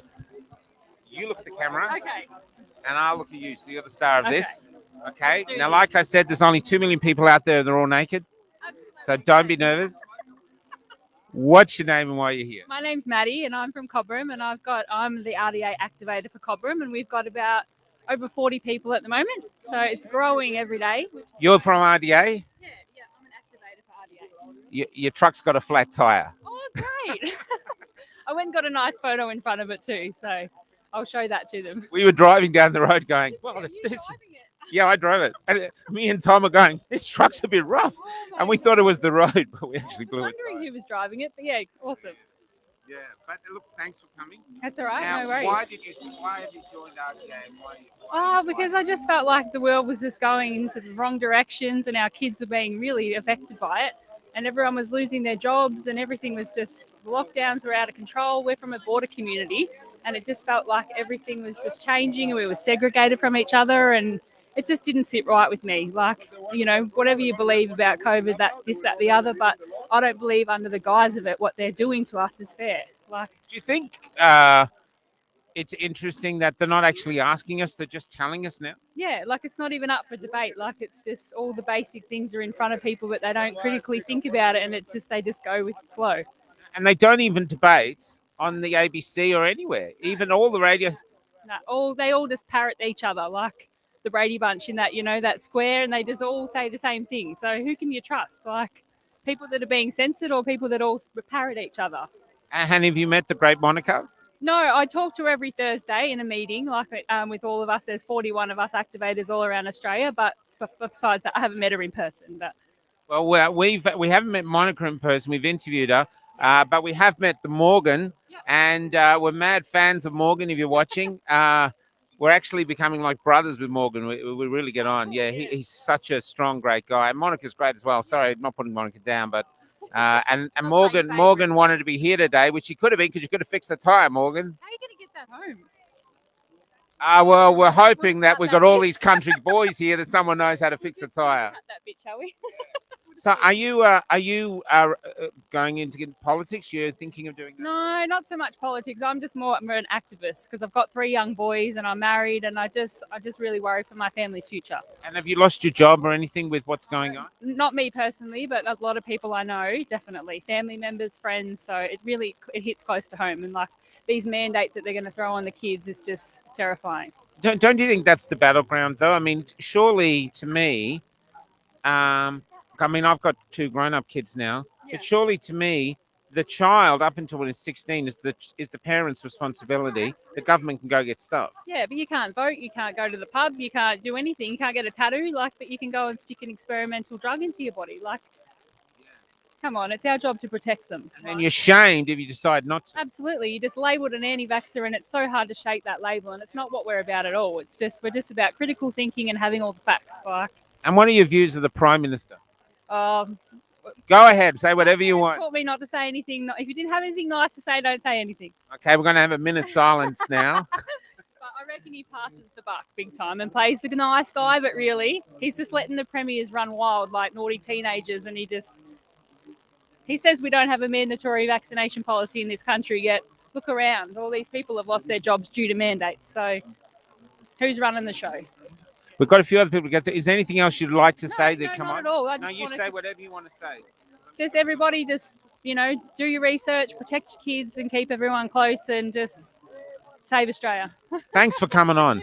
I really appreciate it. Thanks for having us here. No worries at all. Thank you. No worries. Take care. Boxer Man.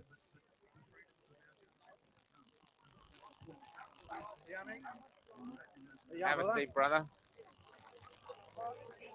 Now, just going quickly on, I actually had this guy on the show once, but he was on a phone. But now we actually get to see the face of the man, which is much prettier than the phone. Now, tell us your name and why you're here. My name's Damien Morgan. I'm a proud original custodian of this land. I'm from the Yorta Yorta tribe here in Shepparton, born and bred here. I lived here all my life, and I just wanted to come down and show my support, not just to my the Aboriginal community, but to everyone. As a whole. We're all one family here, and we need to walk. We need to walk forward together as one. Do you feel strangely that all this tyranny is actually bringing us closer together, the ones who think alike? Without a doubt, that's a beautiful thing about what's happening at the moment, is that the people now are realising that none of us are immune to this. None of us are immune to this government, and we all need to stick together, stick fat, and we will come out on top. I honestly believe that. Can I ask you a question from an Indigenous point of view? Our culture has done horrendous things to your culture. They really have. And yet I don't feel this sense of hate and bitterness in you. How you as a person got past that? Well, for me, I've grown up in a very, Shepparton. It's a multicultural community. I have brothers from other mothers. I've I've got a lot of mates that have been, more loyal to me than some of my own family. So that there shows you that we can't discriminate, and we can't hold grudges, on the people of today for something that happened, 200 years ago. I said, I do believe too that it still needs to be spoken about. And we all need to acknowledge it. Do you think it needs to be spoken about in an effort to try and make it not happen again? Without a doubt, we need to learn from our mistakes. This is how we go forward in a good, positive direction. We make sure that we create, a beautiful, safe country like this land that we live on, in order for us to, to go forward together and create brighter futures for our kids and grandkids and the future to come. Sorry, yep, okay, I'm just making sure the modem is still working. Yeah. So, do you own a boxing gym, or you're a boxer of some sort? So I owned a boxing gym in Shepparton here for 9 years, and then I had some time off. I went on a bit of a journey myself and got a little bit lost, and I had to take some time out and find myself and get back to to finding Damien again, and I've done that now, and I believe now that I've got I've got a lot more wisdom. I'm a lot wiser now. I understand what it means to be a man today, and I'm for the people of this beautiful land that we live on. And yeah, it's we all need to come together without a doubt. Is there anything else you want to say before we move to I think we got a dairy farmer coming on next? Anything you want to? I just wanted to send a message out to everyone that walks this country, that from my perspective and the Aboriginal people's perspective, or the original people, is that we love everyone here. We're all family here, and we all need to stand up now and take our home back, and remove these corrupt politicians and the system that's been bogging us down for 200 years. So 200 odd years. So yeah. Thanks, brother. Thanks for coming on. I really appreciate it. I appreciate it, brother. I love the work you're doing. Yeah, thanks, man. Awesome.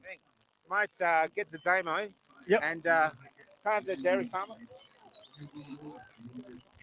Damo is too busy chatting, so I'm just going to move on to the next one. G'day, mate. How you going? Yeah, good. Now, tell us what's your name and what do you do? So, Greg Brooks. I'm a dairy farmer at Strathmerton. Okay, so I'm good mates with a dairy farmer in Colac, Andrew Beale, I don't know if you know him, but we've had a few dairy farmers on. So what's your story? Why are you here? Well, I suppose early days I'm watching what's going on, and I'm thinking, you know, everything to do on a farm is practical, and then it's numbers, data. So I'm watching things unfold early days, and I'm thinking, he's saying one thing, but the data doesn't add up. Like, things aren't adding up to me. And as it unfolded that, you know, we're going to suddenly lock people down and do this and that. And I'm looking, I'm thinking, some people are losing everything here. So their livelihood, their well-being, for my well-being. And I'm not comfortable with that and never will be. And so for society to sit there, and I said it a few times, I said, I'm embarrassed that that's happened, that I'm okay, so I should just sit here and not worry about it. But I'm saying people have three things I think they're entitled to in life, and that's livelihood, your well-being, and your bodily autonomy. And I said, and people are losing them. And I said, and society, doesn't matter what you think about, there's no point going into the virus and all those other things. Those principles have to stand. And if you're going to take them, you have to be sure that you know that that's okay. I need evidence that you're causing harm before I take those things from you. Is that fair? It's opening me. You're speaking to the converted. But how's it affecting your dairy farm? Are you copping any grief from that? Look. Fortunately, as I say, we're okay. Our family, you know, when our 4 kids are at home, and so schooling's been okay, and life's not boring on a farm. So well-being wise, they're okay. But I said, I keep looking at the outside world and what people are dealing with, and I'm not going to sit quietly and say, well, that's okay, because I know that'll come to my door at some point. It'll either be me or my kids or my business. And so, as I said, I'm not comfortable that somebody else has to give that up for my safety. And so, yeah, so as I said, society needs to, one thing they need to get in their head, and this is a really difficult thing to step back and have a look at, the government work for the people. And so they're giving themselves pay rises while they take somebody's livelihood. And so, this is a big thing to grapple with, because I said it's pretty straightforward to me anyway. He's going on holiday now, and he's leaving us with a pandemic. Yeah. So I said, and so people just have to change their view. David, let's go to the thing. I'm just going to make sure he gets the same one, because the poor guy's been. That guy there. Well, Dave, yeah. No, that guy there. Yeah. Yeah, he said, sorry, just making sure. Because some of these people have been waiting a long time. Yeah. Now, I'm thinking, as a dairy farmer, by now you should probably be asleep or out hunting foxes. No, I'm not going to hunt the foxes anyway. But I've got tennis tomorrow. But yeah, I do need to get home soon. So we've got a couple of the kids with us tonight. So yeah, but I said, look, I really appreciate you coming down. But what you're saying is really interesting. You know, there's a famous old saying: first they came for the Jews, then they came for the other, and eventually they came for me. And what you're actually saying is you're aware of that. Yeah. So it's not affecting me, but it's affecting a lot of people. I mean, nurses losing their jobs who fought, and paramedics who went all the way through the pandemic, and now they're losing their jobs like they're traitors to the country. It's incredible. Yeah. I said, you sit in disbelief, because I said, a lot of people, I feel they haven't even looked outside of, said, I know social media, you can probably find a lot of rubbish, but I said, but it's the only place you're finding the truth, because you're not finding it on the national news, that's for sure. Well, you're on social media now. You are social media. You might be breaking the internet. So I might be spinning some bullshit, but I said at the end of the day, I said, no, but it is. I said, there might be some things that don't turn out to be right, but I said, we're digging up more of the truth than you're getting on the news, on the televisions. I really appreciate you coming down. We're going to move to the next guy. Yeah. Cheers, man. Coming in. I might hand you over to the Damien. We're just going to get the Damien in, or Hermes.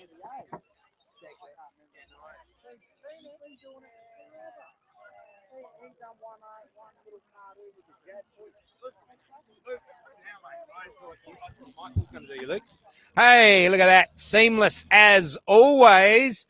And I'm here with Luke. Luke is a local. I'm assuming, Luke, you're from Shepparton? Victorian Australian. Victorian Australian. Melbourne. Okay. So when I'm not locked down. When you what? When I'm not locked down. when you're not locked down? Where are you when you're locked down? Melbourne. Melbourne. Oh, okay. You're Melbourne boy. What, north, south, east, west? Without North for about 10 years. Now I've got a bit of room to move work-wise, so I'm out on the road as much as possible. Sorry, just come in a little. Oops, just bring into the frame a little bit more. Yeah, right. I'm in the northern suburbs as well, Luke. So maybe we're neighbours. Oh, you don't tell us where. You don't have to. We don't want people doxing you. We don't want people turning up at your joint. But anyway, yeah, I'm not far away from there. So Luke, you've got some pretty interesting information for us, mate. So what's that about? Basically, 2 points, and it's just for people to think about. I did a lot of work of aged care reform within Melbourne, specifically within groups who are pretty fairly senior in the public health establishment. 2 things happened last year. And it's going into the first big lockdown in July. Whilst we're still working on these issues, trying to keep things moving. One thing we were advised was that all the old guard of Labor people who had run governments before in Victoria had all been pushed out altogether. And the whole show was being run by these young technocrats who were completely loyal to Andrews. So these people had no experience, no institutional memory. All they're good at is not answering correspondence. So stuff like travel permits and things like that, if people have been wondering why, that's a big part of the problem.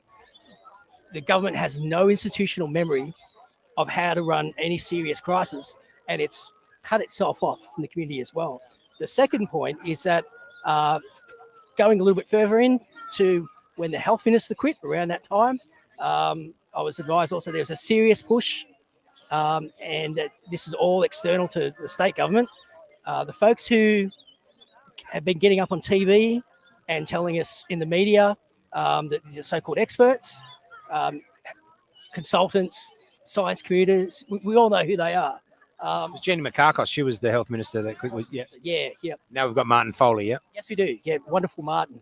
So the genesis of what's become essentially the group or the morphing of what's called Aussage, it has an equivalent in the UK. They put together a plan and there's documentation for this. They did what? Sorry, I didn't hear that last bit. Together a plan to push for COVID zero at the federal level. They took it to the Federal COVID Commission. Federal COVID Commission, we're not going down that track. So they took it back to the states, and that's how you ended up with COVID zero being run out of the states. The rest of the country scratching their heads going, what the hell is going on? And B, the federal government sitting back and letting the whole thing just smolder. So you don't think it's a globalist conspiracy, more just ineptness, and so they went for something and then they couldn't back away from it because they wanted to achieve this holy grail of COVID zero? Essentially, it's in a nutshell. They're very used to getting their own way. They're extremely arrogant, and you get a group of those people together who also have. What are they? Particularly Labor Party bureaucrats, or they're just bureaucrats in general? Majority Labor, but it's essentially public health establishment in Victoria. Some folks who we know who go to press conferences, we won't say their names, but it's a very tight-knit group. They're all very, if they'll give you their opinion on what Virginia Trioli had to say that morning, you won't get much more intelligent out of it. So it's a real groupthink thing. And that goes a long way towards explaining, A, why they refuse to release written health advice, because B, there's nothing written down. It's all buddy on the phone. So sort of like progressive politics. It shuns anything that's traditional, and it's just sort of this progressiveness. Yeah. And if you if you're not in the group thing, like if you might have a question about what Virginia or Raf's opinion on something, then you're immediately flicked. So it's not that they're not very open to what's actually going on, and that also helps to explain why there's all this documentation and information overseas, and not only do they refuse to look at it, they openly mock people in press conferences, as we've seen, who bring up other treatments that are being used overseas. Okay, like hydroxychloroquine and ivermectin or whatever. Yeah. So that's all I've got to say. So look, are they like sort of acolytes of Daniel Andrews? Is that what was it? No. It's just the company. It's just that public sector, whoever's public service. Yeah. And it's like anything. Like I've worked in big companies. It's sort of like the deep state, really. What we're talking about here is the deep state, and it's there for eternity, and it's always there, and it's BHP runs X amount of the mining industry. If you go to work for BHP, you work out what you're allowed to say, what the taboo things are, and that's the end of it. How to get advancement through the organisation. That's all it is. Yeah. That's all I've got to say. Excellent. Thanks, Luke. Thanks for joining us on Cafe Lockdown, mate. You too, mate. Really good to meet you. Yeah. Okay, we've got one more apparently, and then we're going to wrap it up. And Michael's going to fetch that one more, and that's Luke. He's just getting out now, and Michael's going to come in with his final guest, and I will say good night. Thanks very much, everyone. I can't see anyone else. Oh, that's yeah. And hang on, no, one more. I think there's one more even after that because someone's giving me the eye. But anyway, we'll see. G'day, mate. Hello, everybody. This is going to probably be my last one.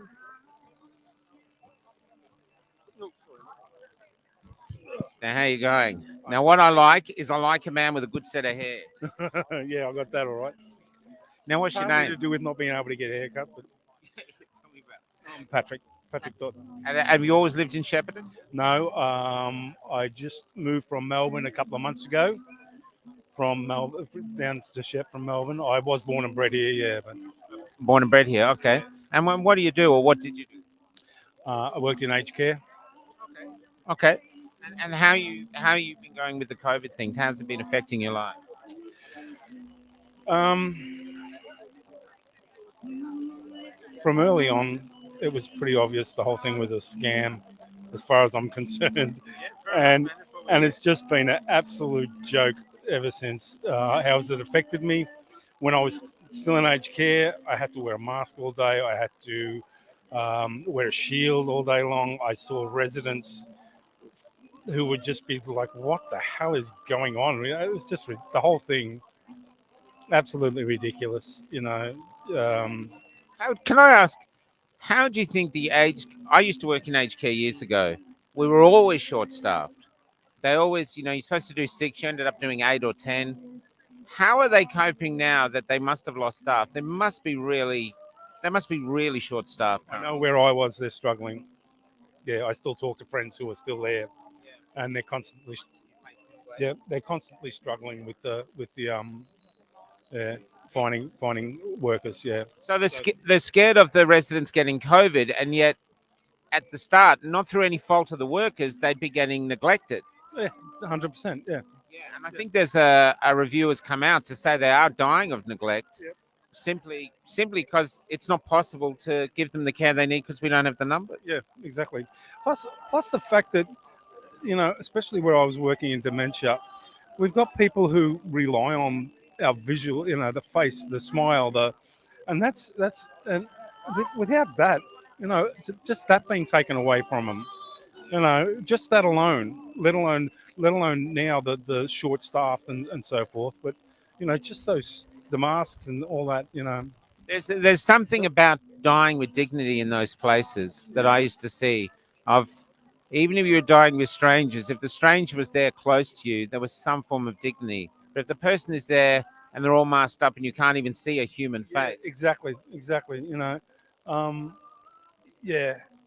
What a horrible way to go, to see these people standing around with masks and shields over their faces and no family or anything there. Not allowed to have family, Some of the things you would see was when little kids came in, the grandkids and so forth, the way their faces light up, that was all taken away. Yeah. And do you think most of those people in the nursing home would want the children vaccinated to keep them safe? No, they wouldn't give a rat's. No. I know. Yeah. There's I'm a bit tired and worn out. Is there anything else you'd like to say to the people while you're here? Yeah. I went to go to church the other day, and I couldn't get in because I didn't have my phone with me, and I wouldn't tell whether I was vaxxed or not. You're unvaxxed, you can't come to church. And I thought, wow, this is not the God I know that would turn away anyone, come as you are, to church. I mean, wow. I just stood there and shook my head. I couldn't believe it. Sorry, you can't come in. Wow. I was just blown away. Look what it's coming to. It's just creeping up, and people don't even see what's happening. How can you not? How can you not see how bad it's getting? Crazy. I know. The church does my head in too. Everything's doing my head in at the moment. Okay, I think we'll move. Thank you, Patrick, for coming on. I'm sorry if I've been racing through people. We're just trying to organise it on the fly. We're not being rude. Good luck with whatever you do, man. Thanks very much. And I hope you like the thing. Yeah. I'm just going to get Hermes, Damien. That's his new name, Hermes. Yep, Dave. So I'll say good night for the thing. Thanks, everyone, for logging on. I know it's been a long show, but it's been a joy here. Long and still going. And I had already said goodbye to everybody. And then I just clean forgot. Of course I did. About the organizer, one of the organisers we have here of this event today. We weren't sure. We're coming down the highway. We got a flat tire, I think you know, on the I Don't Like Dan truck, and we made it here. We weren't sure how many people were going to be here. There might have been 20 people here to start with when we got here, about just after 4, and then it grew to, I'd say, about 300. Dave, what do you think, Dave? Yeah, I reckon be pretty close. It was good 250 to 300 people tonight. And was that the sort of turnout you're expecting, or does it surpass expectations? What's the story there? We sort of probably expected around the 100, 150 at the most. Like we got a fairly good little group going here at Free GV. When you say you've got a good group going here, and what's GV stand for again? Goulburn Valley, that's right. So what? When you say got a good group going here, what happens with the group? How often does it meet, and what whereabouts does it meet, and what for? What's the purpose? Predominantly meets every second Sunday with in between meets. We just casual get together, mainly for support with all this pandemic crap that's been going on. We've few minor groups have got together and formed Free GV. Got everything together. People like-minded bring together, show that there's support, whether it be for those of us who chose not to be vaxxed or jabbed, or those that have had to keep working. It's critical to build a community. So this might be the biggest turnout that you've had at Free GV, yeah? Oh yeah, by a long shot, and this all come about. A couple of our members went across and seen you guys over Bendigo. And that was Lisa come up to me when we were at Bendigo, I remember, yep. Yep, and all of a sudden you guys said, would you like to come out to Shep? Yeah, that was about 3 weeks ago, and now here we are. Yeah, that's right. So here it is. It all happened pretty quick, and the committee called themselves Closet. That's Cafe Locked Out Shep executive team. Playing words, because we all got to sort of make out with Closet, because you're not allowed to say anything against the COVID narrative, of course. That's right. So on behalf of the committee, our team, I thank Michael and the guys for coming up and putting all this on. Topher and Craig and Catherine and all the other speakers. Yep, this means good speakers, yep. It's been good. This shows that Jerry, and this shows that a lot of the people here have been supporting the protest rallies in Melbourne. But to see it all happen here is just great. And this does give you hope for the future of your group, that maybe some of the numbers will start to grow and stuff. I know a lot of people come up to me and said, this is not how many people really don't like it, but some people are still really scared to come. Do you think this will encourage people to say, it's okay, you can disagree with this narrative and still be considered a human being? Yeah, that's for sure. That's for sure, and that's what it's all about. That's what we've got to get some hope back into people. Get a community atmosphere back in. That's really what's been destroyed, hasn't it? It's almost like it's deliberate. Do you think it's deliberate? Are they deliberately trying to destroy the community? Oh, they've been doing that for a long time, mate. I'm early 60s now, and have seen a deterioration for probably 40 years. And so when this COVID thing came along, how quick were you to go, hang on, I smell a rat here? I think I was well and truly in front of that. I could smell a rat a long time before. We got involved with, as viewers can see, I'm wearing One Nation hat. I'm part of the One Nation team here in the Goulburn Valley. We've got a really good young candidate, dairy farmer, who is very passionate about the Murray-Darling Basin debacle. This is the seat of Murray here, isn't it? Yep. No, Nichols. Nichols, right. Yeah. Farmers. Well, Murray's defunct, isn't it? They don't have Murray anymore. Yeah, that's right. Yeah. Used to be Murray. Used to be Murray. That's right. This was Damien Drum's turf, but the ex-Fremantle coach. Yeah, that's right. So we sort of started seeing a lot of changes happen through water policies and other things. Farmers being sold down the drain, and with all the United Nations agendas and everything else that this country was being sold onto or signed onto. Alarm bells have been going off for quite some time. So now, a lot of people disagree with you, Dave. So what do you say to those people in the town that say, no, Dave, that's not happening. Just take the vaccine. They're trying to protect us from the virus. I'd say, well, just open your eyes.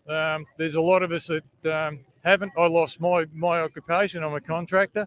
I'm fighting for my grandkids, standing up to give them a future, because I could see this country won't have a future if we don't stand up and fight. It's an individual choice. I've got work colleagues that have gone down the path and taken both jabs. Hopefully their lives are going to be somewhat livable. I've got my doubts long term, because this is an experiment. You think they'll have complications with the jab? I haven't, but I know a lot that have. What sort of complications have they had?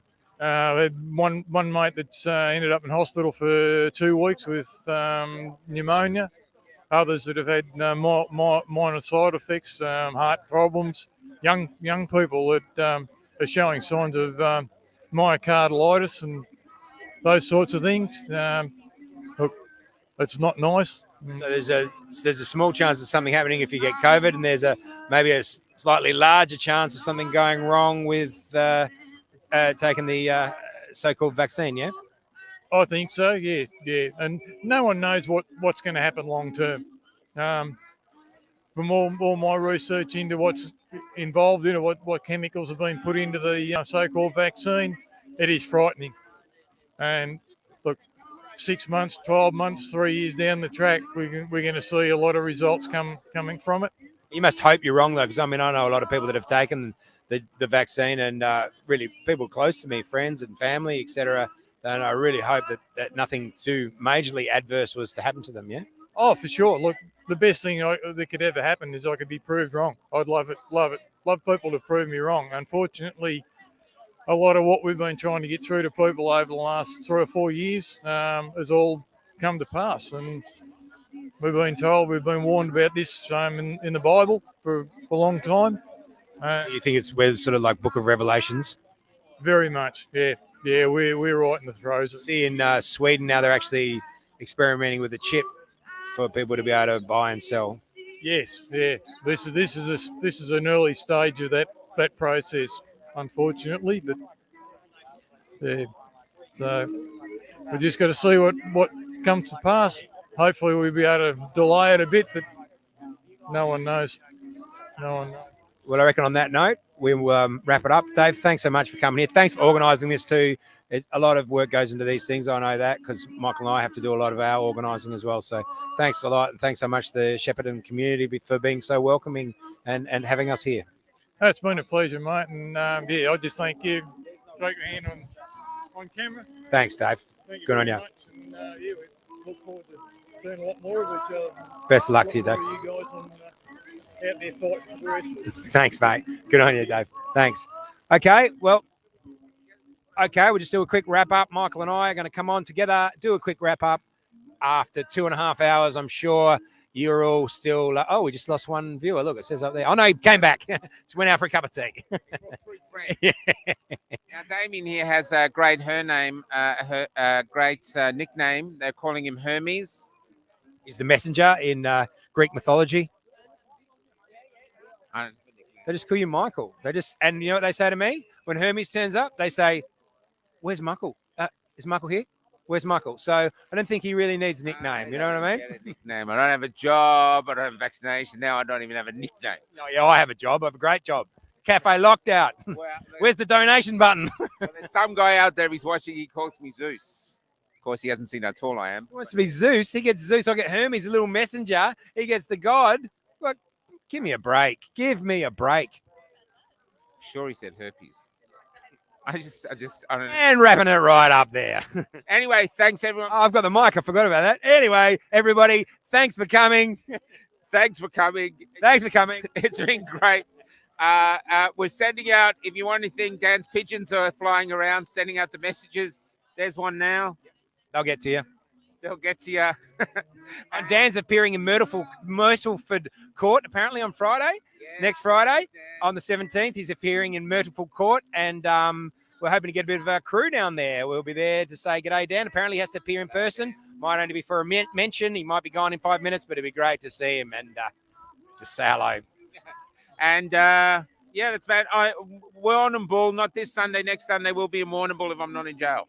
And of course, if you because Michael's got to go and see you got to see the COVID police on Friday. Maybe I'll just have to go up there by myself. But hopefully, it's not a sign of things to come. Hermes will be taken over. Hermes not going to be doing so well without Zeus, I don't reckon, and no one to take the messages from. What was I going to say? Thanks everyone for Shepparton. Thanks to everyone who came down and spoke. Thank you so much.